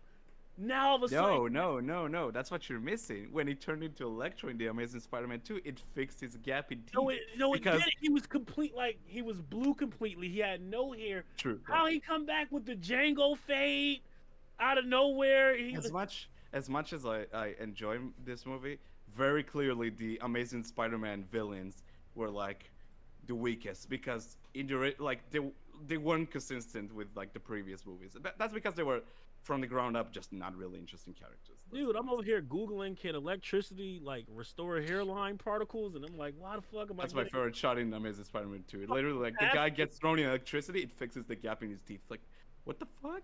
All of a sudden, that's not how electricity works. That's not how electricity works. It's so stupid. Yo, if you look how he talked, and you can be like, oh, it's because of the electricity in that world. I'm like, man, that's a bunch of shit. That man went from being like, okay, you betrayed me, Spider-Man, all of a sudden to my best friend Spider-Man, dude. My best friend Spider-Man, how could you let them do this to me? All of a sudden now he's, man, that energy, now he's just Jamie Foxx, yeah. I want to feel that. I'm like, yo, why is he talking like a ex-boyfriend? Like, I know, right? I want to feel that. Dude, do you remember the soundtrack for Electro in Amazing Spider-Man 2 where it's like this fucking mumbling and just stupid like talking in the background of like dubstep? It's like, Spider-Man, hate him, Spider-Man. It's like, what the fuck? And then they play Itsy Bitsy Little Spider like dub or something. Yeah, something like that, yeah. Amazing Spider-Man 2 was weird. It's not a good movie at all. It definitely, but it was a great movie. All I know is that that is the worst version of Tom Holland as Spider-Man. Great film. Peter Parker. That's the best version of How about that? That's the best version of Tom Holland as Spider-Man. No, I can't say that. That whole movie is his fault. Like I have no. That's the point. So like again, I'm not gonna go into spoilers, but I like Tom Holland as Spider-Man. He's fun. He's okay. Don't get me wrong. I still like him as Spider-Man. Yeah, I like, but for the first two Marvel Spider-Man movies, I thought it wasn't the Spider-Man I like. Right? Like my favorite type of Spider-Man story is when he's always between a rock and a hard place, right? It's like literally the PS4 Spider-Man game. It starts with him like looking at these bills and then realizing they're like crimes, and he decides to go fight crimes, and then he gets like evicted from his apartment because he didn't pay his bills in time, right? And that's quintessential Spider-Man, and that's why I love No Way Home, because it finally gives him like consequences for like making bad decisions. I love that. That's my favorite type of Spider-Man stories, of him like putting him in an impossible situation, and him, if no matter how much good intention he has, just not being able to like make. You know what's crazy? I would agree with you if they were impossible situations. These were just situations he didn't think about, right? Yeah, like, because that's also like. And I guess it's because he's supposed to be portrayed like as a younger, Peter Parker. Yeah. Like this is fresh out of high school, so yeah, he's not gonna think things throughout. But like the amount of decisions that he makes throughout these films, and I'm supposed to be like, dude, this is all your fucking fault. Like, yeah, but guess what? Then he actually like there are consequences to these decisions. That's what makes it so fucking good. Because I'm like, what I disliked about, I think was especially Homecoming. There were so many moments where you like make these really stupid decisions, but everything's fine. It's like, oh, he destroyed an entire store, but everything's fine. Oh, he left his friends out to dry, but everything's fine, right? But then suddenly this movie is like, oh shit, wait, there are consequences to like making bad decisions, you know? Have you been seeing the Spider-Man memes now? Which ones? Like they're just like because y'all don't want to spoil that, but have you seen like any of the memes like posts? Like some of them are fantastic. They are very funny. It's like they're very funny. He's they're like, very funny. I'm like, oh damn, John Cena 2.0. All right, let's get it. They didn't even bring Emo Parker back. Worst movie ever. I'm telling you, oh man, dude, give me. I want a Bully Maguire film. I want a Bully Maguire again. That's what also, I want. What I was shocked that one of the moments that got me like almost teared up, legit teared up, is not even a Spider-Man related moment in the movie. I think Berger knows what I'm talking about. Oh, yeah. No spoilers. No spoilers. But early on, there's something that I was like, no. I lost my shit. I was good movie. Good movie. It is a very good film. It lived up to what it was meant to do and stuff like that. It has very as a viewer, I have like issues that bother me. But as a film, as a total presentation, I'm also just a love letter to Spider-Man in general. It's just like yeah. I have no really room to stand on here because like I haven't seen a Superman or a superhero movie since Ant-Man. Alex, have you watched the Spider-Man movies, the Raimi trilogy? No. What? No. You affected this friendship, big dog. The relationship cannot continue. First of all, it's Spider-Man, so I already have an aversion to even having any association with it because it's got spider in the name. Oh my god. But I just don't give a shit about superhero movies. I walked out of Ant-Man and I liked the movie, but I realized that every single superhero movie is exactly the same. Ant-Man is the most like fucking like mid of the movies. Mid tier, dude. I didn't come to this conclusion just after seeing Ant-Man. I came to the conclusion after watching all of the Marvel movies up to that point, and I realized, looking back at them, they were all exactly the same. So, what are the three films that frustrate you the most? Like Marvel or just superhero movies in general? Superhero movies in general, because you say you've come to a conclusion after watching a slew of them. So, what are just three that you're like, yeah, this, and this exactly the same, and I don't fucking like it? I mean, Iron Man 2 and 3 just completely didn't seem necessary. You know what? Okay. They're fine. It's okay. They literally just seemed like they were an excuse to just pad Tony Stark's ego. I think you could literally take them out of the MCU and it would lose absolutely nothing. 2 and 3 Iron Man 2 and 3 wasn't all that great, but okay. Iron Man is one. You can. All right. Alex is racist against spiders. You're 100% true about that. I hate spiders. I hate spiders so much. Let's see. What's another one that I watched? I mean, well, if you want to go back in the day, like fucking Batman Forever kind of sucked. I mean, but it's known for sucking. It is known for sucking. There are a lot of good memes that came out of that though. Like. I don't know. It's just I realized that they all seem pretty much the same. I would recommend, Alex, you watch the Raimi trilogy. I think they're just that good. They're really, really fucking good. I would recommend you watch the first 2 X-Men movies. They're just good time, good fun. Now I remember back in the day having very fond memories of the X-Men cartoon series. That was the X-Men cartoon series is great, but the X-Men and X2 are just good. They're like. Also, I would highly recommend you try Logan. Have you watched it? I have not. It's really good. It's really, really good. That's just the one about old ass Wolverine, right? Mm-hmm. Yeah. That's why it's really good. It's fucking great. One day I might actually get back into superhero movies. Right now, I don't give 2 shits. Like, listen, one comes out and I don't care. Listen. If you're not into like the Marvel MCU stuff, I'm not gonna convince you on that. That's why I was like pitching you stuff that's like unrelated. Yeah. Like filmmaking wise, it's just way different. Yeah. Dark Knight trilogy. Oh, Dark Knight trilogy, yeah. Oh, I love the Dark Knight trilogy. Okay. There we go. Fucking terrific movies. I'm a fan. It's just that Well, I mean, to be fair, and I think you guys will both agree, like, Marvel way overdoes it. There's no reason we need 4 Marvel movies every fucking year. And now TV shows. I didn't like Black Widow myself, so like, you know, Black Widow was just fine. It ruined Taskmaster as a character for me. I didn't like their iteration. I was like, this is stupid. Marvel movies tend to have a formula to them. It's true, but most of them have different. I mean, yeah, they do have different vibes. They got different characters in them. They got different settings sometimes, but still, like the end goal is the same. We got some maniacal person whose only goal in the story is to be maniacal, and we got to stop him. I'm still sad that we lost the Edgar Wright Ant-Man movie. You didn't like Black Panther? Me? I never saw it. Black Panther was mid. What? Fuck out of here. We're gonna start a race riot now. Listen. I respect Black Panther for what it is filmmaking wise. That's awesome. As a movie, I was like, it's fine. That film was great. I'm not like, cause half the people like, cause I worked at a school when that film came out, right? So I was like, why are we, all these fucking kids coming to school in dashikis? Like, what are y'all doing? It ain't that good. Like, what are y'all? This is a movie. It's fine. For us. It's just I'm like, movie. no, it ain't. Like, oh. I like Michael B. Jordan in it as Killmonger. Was it Killmonger? Warmonger? I don't remember, but it was great. He was great. Yeah, he was the definition of every brother from the hood that's upset. Hey, yo, no more round 2 shit. All right, I'm over that. Wakanda. All that. That's all. This is mine now. Wakanda forever. Wakanda forever. Do you know how many times I had to hear that when that movie was playing? Yeah, Jesus. That movie was just fine. I was like, I don't know. Maybe, like I said, maybe one day I'll get back into superhero movies. But for now, I'm so over it. I'm very selective, you know.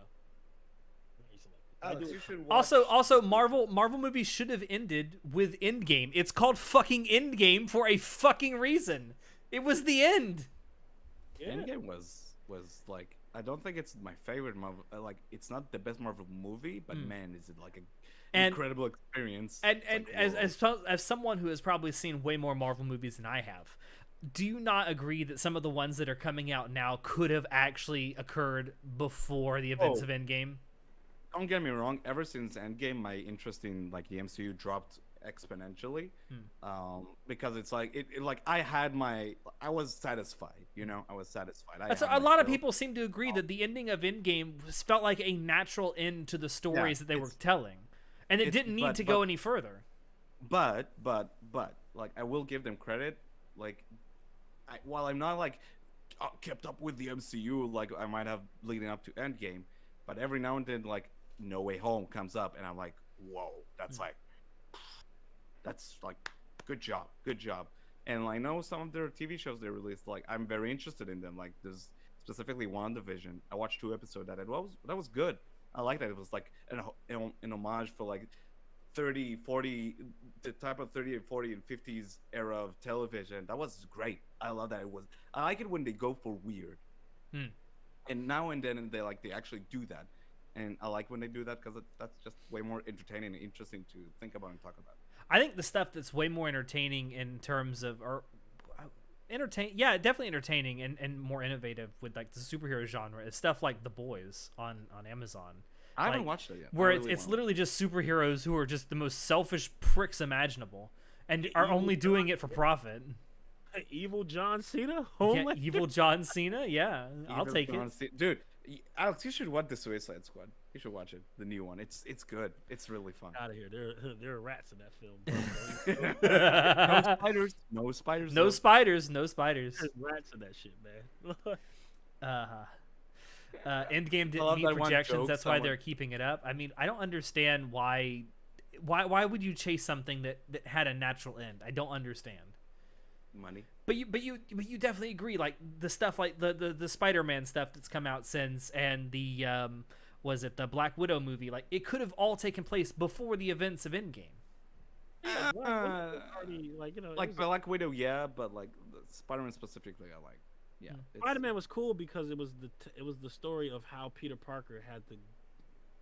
Everyone's seen Endgame at this point, so I guess I don't have to worry about spoilers. But it was all about the relationship that Peter Parker had to like move on from, right? Yeah. And that was the whole theme of it, right? It was like relationships moving on and maturing and things like that. So, and there's a lot of movies coming out, right? We got Doctor Strange, you know, the multiverse one. Also, a weird movie, and I like it. Yeah, there's Thor: Love and Thunder that's supposed to come out in the summer. Guardians 3 sometime in the future. That's supposed to be at the end of the year. She-Hulk is getting a film.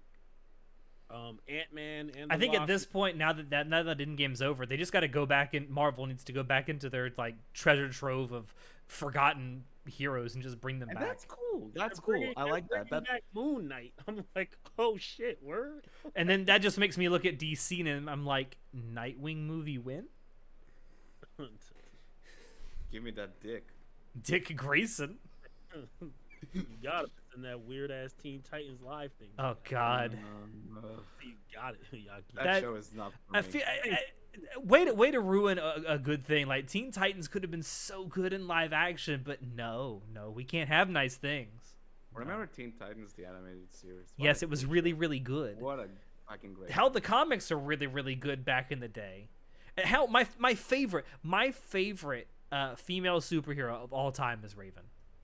Unquestionably, is Raven. Like her story arc in the original comics is just perfect. Yeah, Raven's great. I like her. And my favorite male superhero is Nightwing. When he was Robin as well. Well, maybe.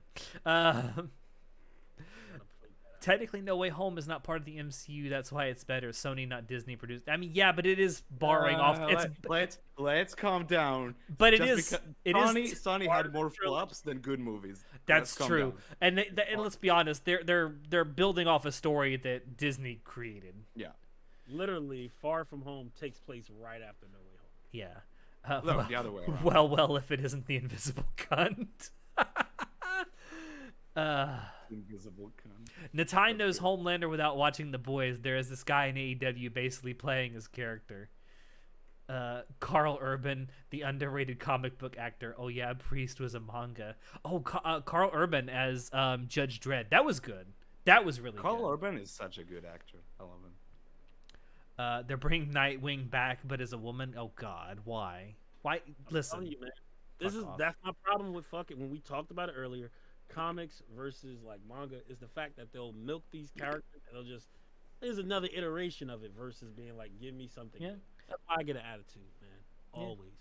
And don't get me wrong, like manga has its pandering. Clearly, a lot of manga is like you have the tropes, the classic tropes that like pander to like weebs or whatever. But I mean, hell, the ecchi genre panders heavily. But hey, at least the ecchi genre gives you something new every now and then. Like, remember Ranma and a Half? That shit was wild, dude. Remember Interspecies Reviewers? Remember Interspecies Reviewers? Like, oh, let's make a show about reviewing brothels. Yeah. Like, and it's crazy. And it's fucking fantastic. It almost became our anime of the year for 2020. Funimation got so much trouble for that shit. They were like, oh, it's unironically great. I was surprised. I also love that the physical release, which comes as a steel case, by the way, is $69.69. Nice. All right, well, I think to wrap this up, Burger, I want to talk about this last thing that you have listed here too, because as a vegetarian, it makes a lot of sense to me. I was pissed. Oh, what? No, don't be pissed. No, all right, because I woke up and like, now this has nothing to do with the fact that I'm black. I'm just pointing this out. KFC, out of nowhere, is like, yo, we're introducing plant-based chicken nuggets. And I'm like, what the fuck? What? Plant-based chicken? Plant-based chicken nuggets. So I'm like, yo, do you think in, like, by 2025, what? Like all like fast food restaurants are gonna offer plant-based food, like plant-based hamburgers and things like that? Is it healthy? Yeah, but look, man, I like. It's not chicken nugget though. Yo, no, man, it's chicken. Like, it's chicken. I like how a lot of places are spelling it CHIK''N. Chicken. Shoot the bird, yo! Like what? I don't give. I played Duck Hunt as a kid for a reason. Shoot the fucking goose, man. No, I definitely do think that maybe not by 2025, but definitely it is the future of not just fast food, just restaurants in general, to be offering like vegetarian or vegan stuff on their menus, because more and more people are becoming more plant-based in their diets. Like, I became a vegetarian 2 years ago. Now, I'm a part-time vegetarian because I do still eat meat on the holidays. You a cheater. You're not even Well, committed. I have lie as you breathe. I have pretty much cut out all red meat from my diet. And the only kind of meat that I do eat on like special occasions is like chicken, turkey, birds, basically. My name is fucking Burger. Yeah, I know. Hey, black bean burgers are delicious though. I am. Alex, get the fuck out of here. There's a meme I saw. It literally was like, you know what? It had Tupac in it. Like, you know what? You're right. I am an animal killer. I don't give a fuck. All right. I don't care if it's a bird, it's a cow, if it's a sheep. There's a damn dog. My goodness. Natai only eats goats, but not their meat. I'm telling you, he just shaves off the wool. Like, it's his whole thing. And he's gone now. He's gone. I don't like. Is it an interesting thing?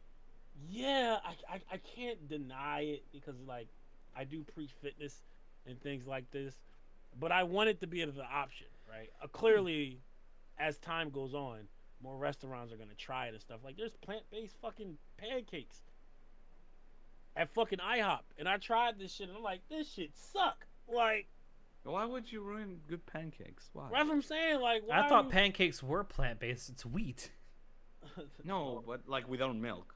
Oh, like with the dairy-free milk stuff. Yes, like, yes. It's vegetarian. Like, it's not vegan. No, don't roll your eyes. There's a difference. Look, man. It's not pancakes. It's bad pancakes. More birds, like, as long as this plant-based vegan menu does not interfere, and I don't even eat fast food like that. But as long as there's as long as there's not a shortage of birds getting shot, so I can eat, it's fine. All right, whatever. I mean, I don't have a problem with it. Like, I know that a lot of my friends aren't vegetarian, and I don't want places to just become all vegetarian or, all plant-based. I definitely want it as an option, though. Like, if it's just an option on your menu along with everything else, I don't see a problem with it. I mean, but see, you're a gym, bro, because the vegan community that I've experienced are a bunch of shitheads. Oh, they are. There's a lot of toxicity. Wild. Well, particularly in the vegan community. I don't see it too much in people who are just vegetarians, but yeah, there's a lot of toxicity amongst vegans, and it's like there's a lot of gatekeeping. There's a lot of just people being generally shitty. It's like, I'm more plant-based than you, herder. People wasn't like that when they was just eating the bird, man. Like, that's all I'm saying. Stop ruining my food, Alex. No, listen. You can have your burgers all you want. Have your chicken. Have your hamburgers, your steak. I will eat my own thing. I will have my salad. You know what? I'm for it, right? If this is something that's gonna help people get into shape, and it's an option, because some people all they do is eat fast food, right? And yeah. I think more health options need to be available, right? And some people become vegetarians just to get into shape, and then they introduce meat back into their diet once they get into shape. That's good for them. Leave my fucking pancakes out of it. Like, I ain't trying to eat no plant-based waffles, dog. That's all I know. I went hunting, fishing. Now plant hunting isn't a thing for me. That's great. I can just imagine like someone like Dick Cheney with a gun. Like, where's that plant? Where's that plant? Boom! Oh, I shot my friend in the face again. God damn it. Portrayed by Christian Bale. Portrayed. No, F is for food. Fuck all that. But no, I do like the fact that a lot of restaurants that I go to do offer at least a small sample of vegetarian options on their menu. At least I wouldn't be so mad about it if they be like, hey, this is something new and stuff. But the fact that they be it tastes just like chicken. I'm like, no, it fucking don't. Like, it doesn't. It really don't. It doesn't taste like shit. It doesn't taste like shit. But if you're trying to say, hey, like, this is a substitute. Like, all right, everyone here played Spider-Man 2 for the PlayStation 2, right? Well, maybe you not. Maybe not you, Alex. No, I have never. I never had a PlayStation 2. I'm trying to think of a universal game that everyone's played and enjoyed, and I'm having a hard time of thinking. Halo. Sure. Okay. Halo's good. There's been plenty of times where they'll be like, okay, this is just as good as Halo 2. And it's fucking not because it's Halo 4. Like, so when Halo you have really fucking good. when you have stuff like that, like they're banking off of people being like, oh, okay, if it's just the same thing, then why not? And it's completely something different. I'm not a fan of that. Stop lying to me and pick up this gun and shoot old Yeller. I love how your background keeps eating you. By the way, it's saying, fantastic. This was my face when I saw that. I was like, what the fuck? What do you mean plant-based chicken is coming to restaurants? Like, in Israel, practically everywhere offers vegetarian and vegan options. Is that true, Natai? What's that? Doobie Pill says in Israel, practically everywhere offers vegetarian and vegan options. Most places, yeah. Most places offer that. I wonder if that's I was gonna say if it's a religious thing, but I know you can eat meat in Judaism. No, so... it's not about religious. Okay. Like, I know that there's some meats you can't eat and be a Jew. But... Yeah, you're not allowed to eat pork. Yeah, no bacon. Okay, speaking of like background faces, this is the face of when I lectured those bitches in theater. Rudy with the underwear on his head. No, I'm personally happy for it, and I'm interested to see what more places come up with for it. I haven't had a chance to try the KFC the new plant-based chicken yet. I think is it Beyond Chicken? I think is what they're calling it. Fucked up name to give something that's not chicken. Because nothing can go beyond chicken. Beyond insanity. What a disrespectful name to give something. Detroit become chicken. Detroit become chicken? 99% level of stress.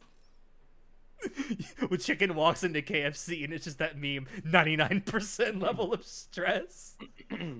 I was going to a Chinese restaurant once to I was doing takeout, and this place was at the very edge of a shopping center, and I went to go pick it up one time, and I saw going like in the alleyway back behind the restaurant there was like a cat that was walking back towards the back entrance, and I looked at it as I walked in and I said, "You're in the wrong place, buddy. You better run."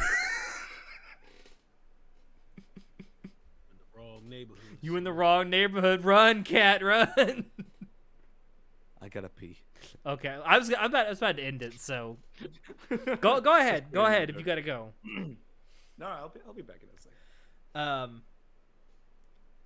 But yeah, I don't know. Food is weird because like becoming not even turkey bacon. I mean, I've had turkey bacon before. It's all right. I mean, it's not the same. I love turkey bacon, honestly. Like a lot of. Like I substitute a lot of stuff, right? Like I eat with like egg whites. Mm-hmm. Egg whites are fantastic. Yo. I tell people all the time, yo, get egg whites, throw some vegetables in there. Oh, wow, so fucking delicious. I mean, the best salad I've ever made was just like fucking spinach and egg. Fucking great. You know what I mean? I'm all for people getting healthier, right? Mm-hmm. Always an advocate for healthy eating and things like that. Yeah, I mean, people don't they don't believe me when they see me now, but like there was a time like a few years ago where I was between 350 and 375. You look great, by the way, Alex. Thank you. But no, and now I weigh around 200 pounds. Like I've lost over 150 pounds, and it's like how much is that in kilograms? A lot. I know that 200 is around 90 kilograms. Was that just through healthy eating or exercise? A little bit of both. I started out just eating, really restricting my calories, and then I gradually started exercising more and more. I didn't start out like really heavy exercise. I started the neighborhood that I lived in. Like if you walked all 3 of the streets that were in it, it would be like roughly a mile that you walked. If you walked up and down each street one time. So that's what I did. I started walking that every day. And I would take maybe one day off each week. But then one day I got to the point where I got through doing that and I felt like I can go again. So I walked it again. So there's 2 miles. Nice. And then I was getting to the point where I would start adding in like little spurts of jogging here and there while I was doing my walks. And then eventually it got to the point where I was jogging more and more to where I was jogging almost through the entire neighborhood twice.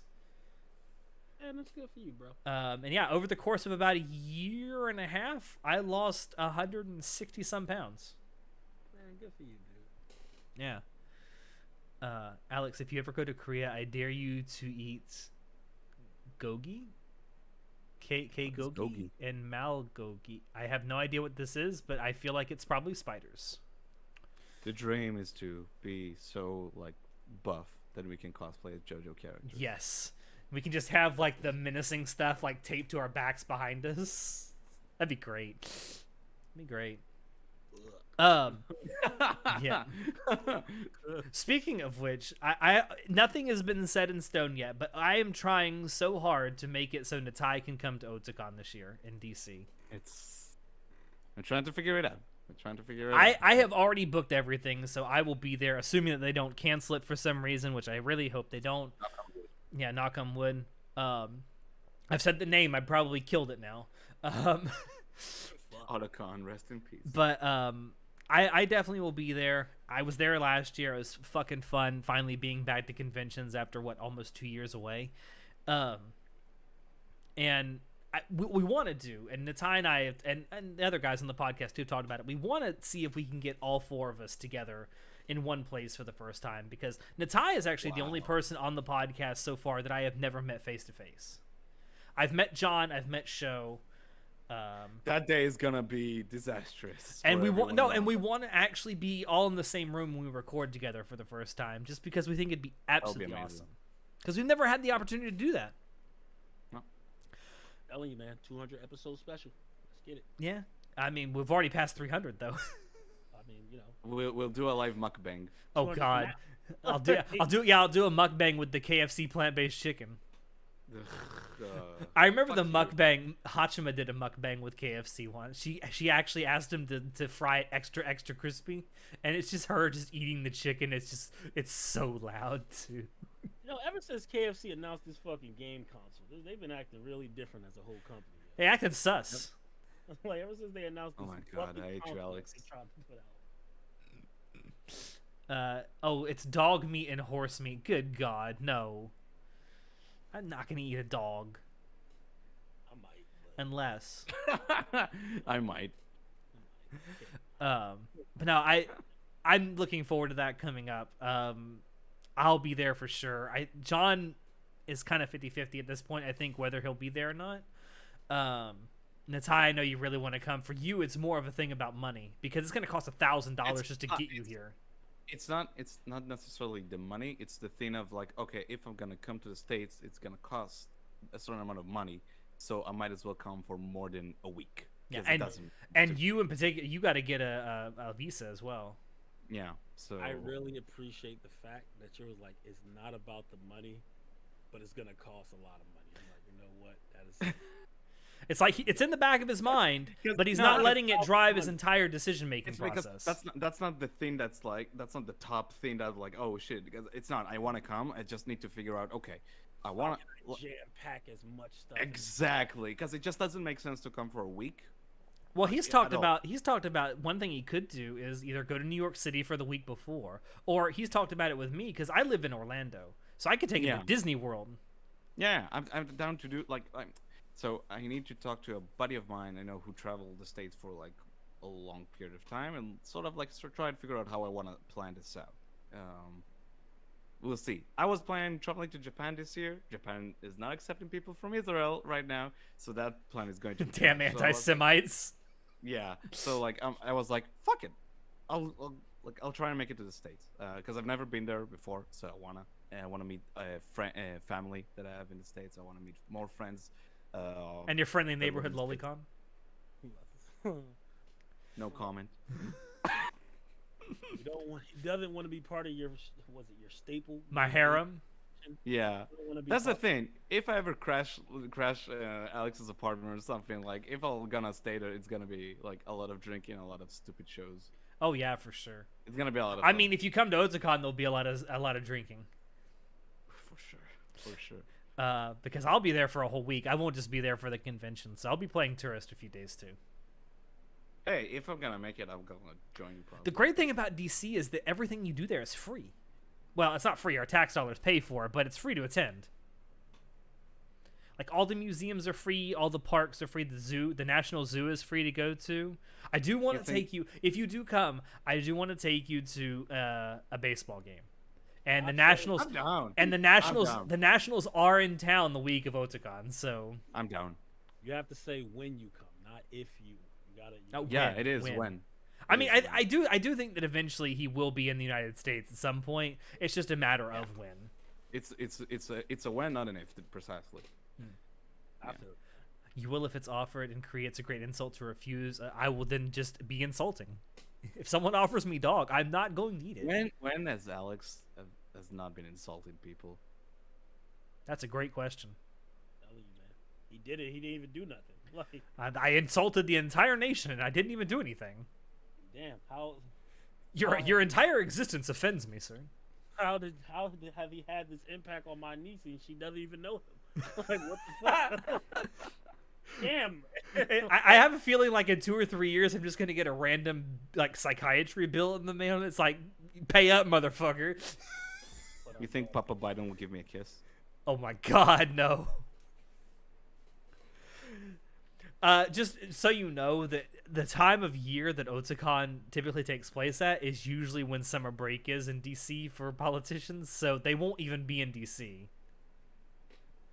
Like I don't know, because they usually do it the first weekend of August, which is when summer break starts. They're doing it at the end of July this year, so maybe they will actually be in town. I don't know, but I know that for Otakon, every time I've gone so far, it's like right after the Supreme Court adjourns for summer and everyone goes home for their like 2-week summer break in the Senate. So I don't know. But yeah, that's something coming up that I'm super looking forward to. Natai and I have our award show coming up soon. Ooh, it's gonna be a lot of fun. Maybe we should have Burger on for that. Hey, man. That'll actually be a recording though, not a live stream. Yeah. Sure. Like, oh, it's not live. How dare you try to put me in front of people for recording? No, man. We'll have to talk about we'll have to talk after we get done here.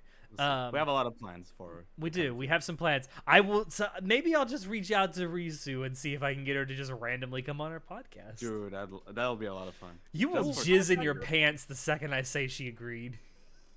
I won't believe you till the moment. You know what it'll be, Natai? It'll be a big nut. Tasty. Tasty nut.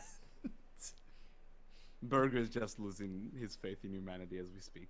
I gotta go speak to a school right after this. I'm over here talking about nuts, and I'm like, man, what were you doing right before? Y'all don't know. D's nuts. But yeah, I think I am gonna go ahead and end our WTF episode there. Thank you so much for joining us, Burger. We got to get you on more often because it's always fun talking to you.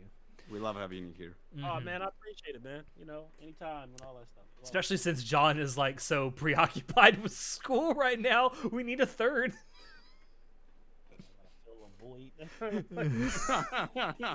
It can't just be me and the time, man. I mean, we've done it before, but I'm not. Perhaps I know that you, and I'm not saying that on this stream. Anyway.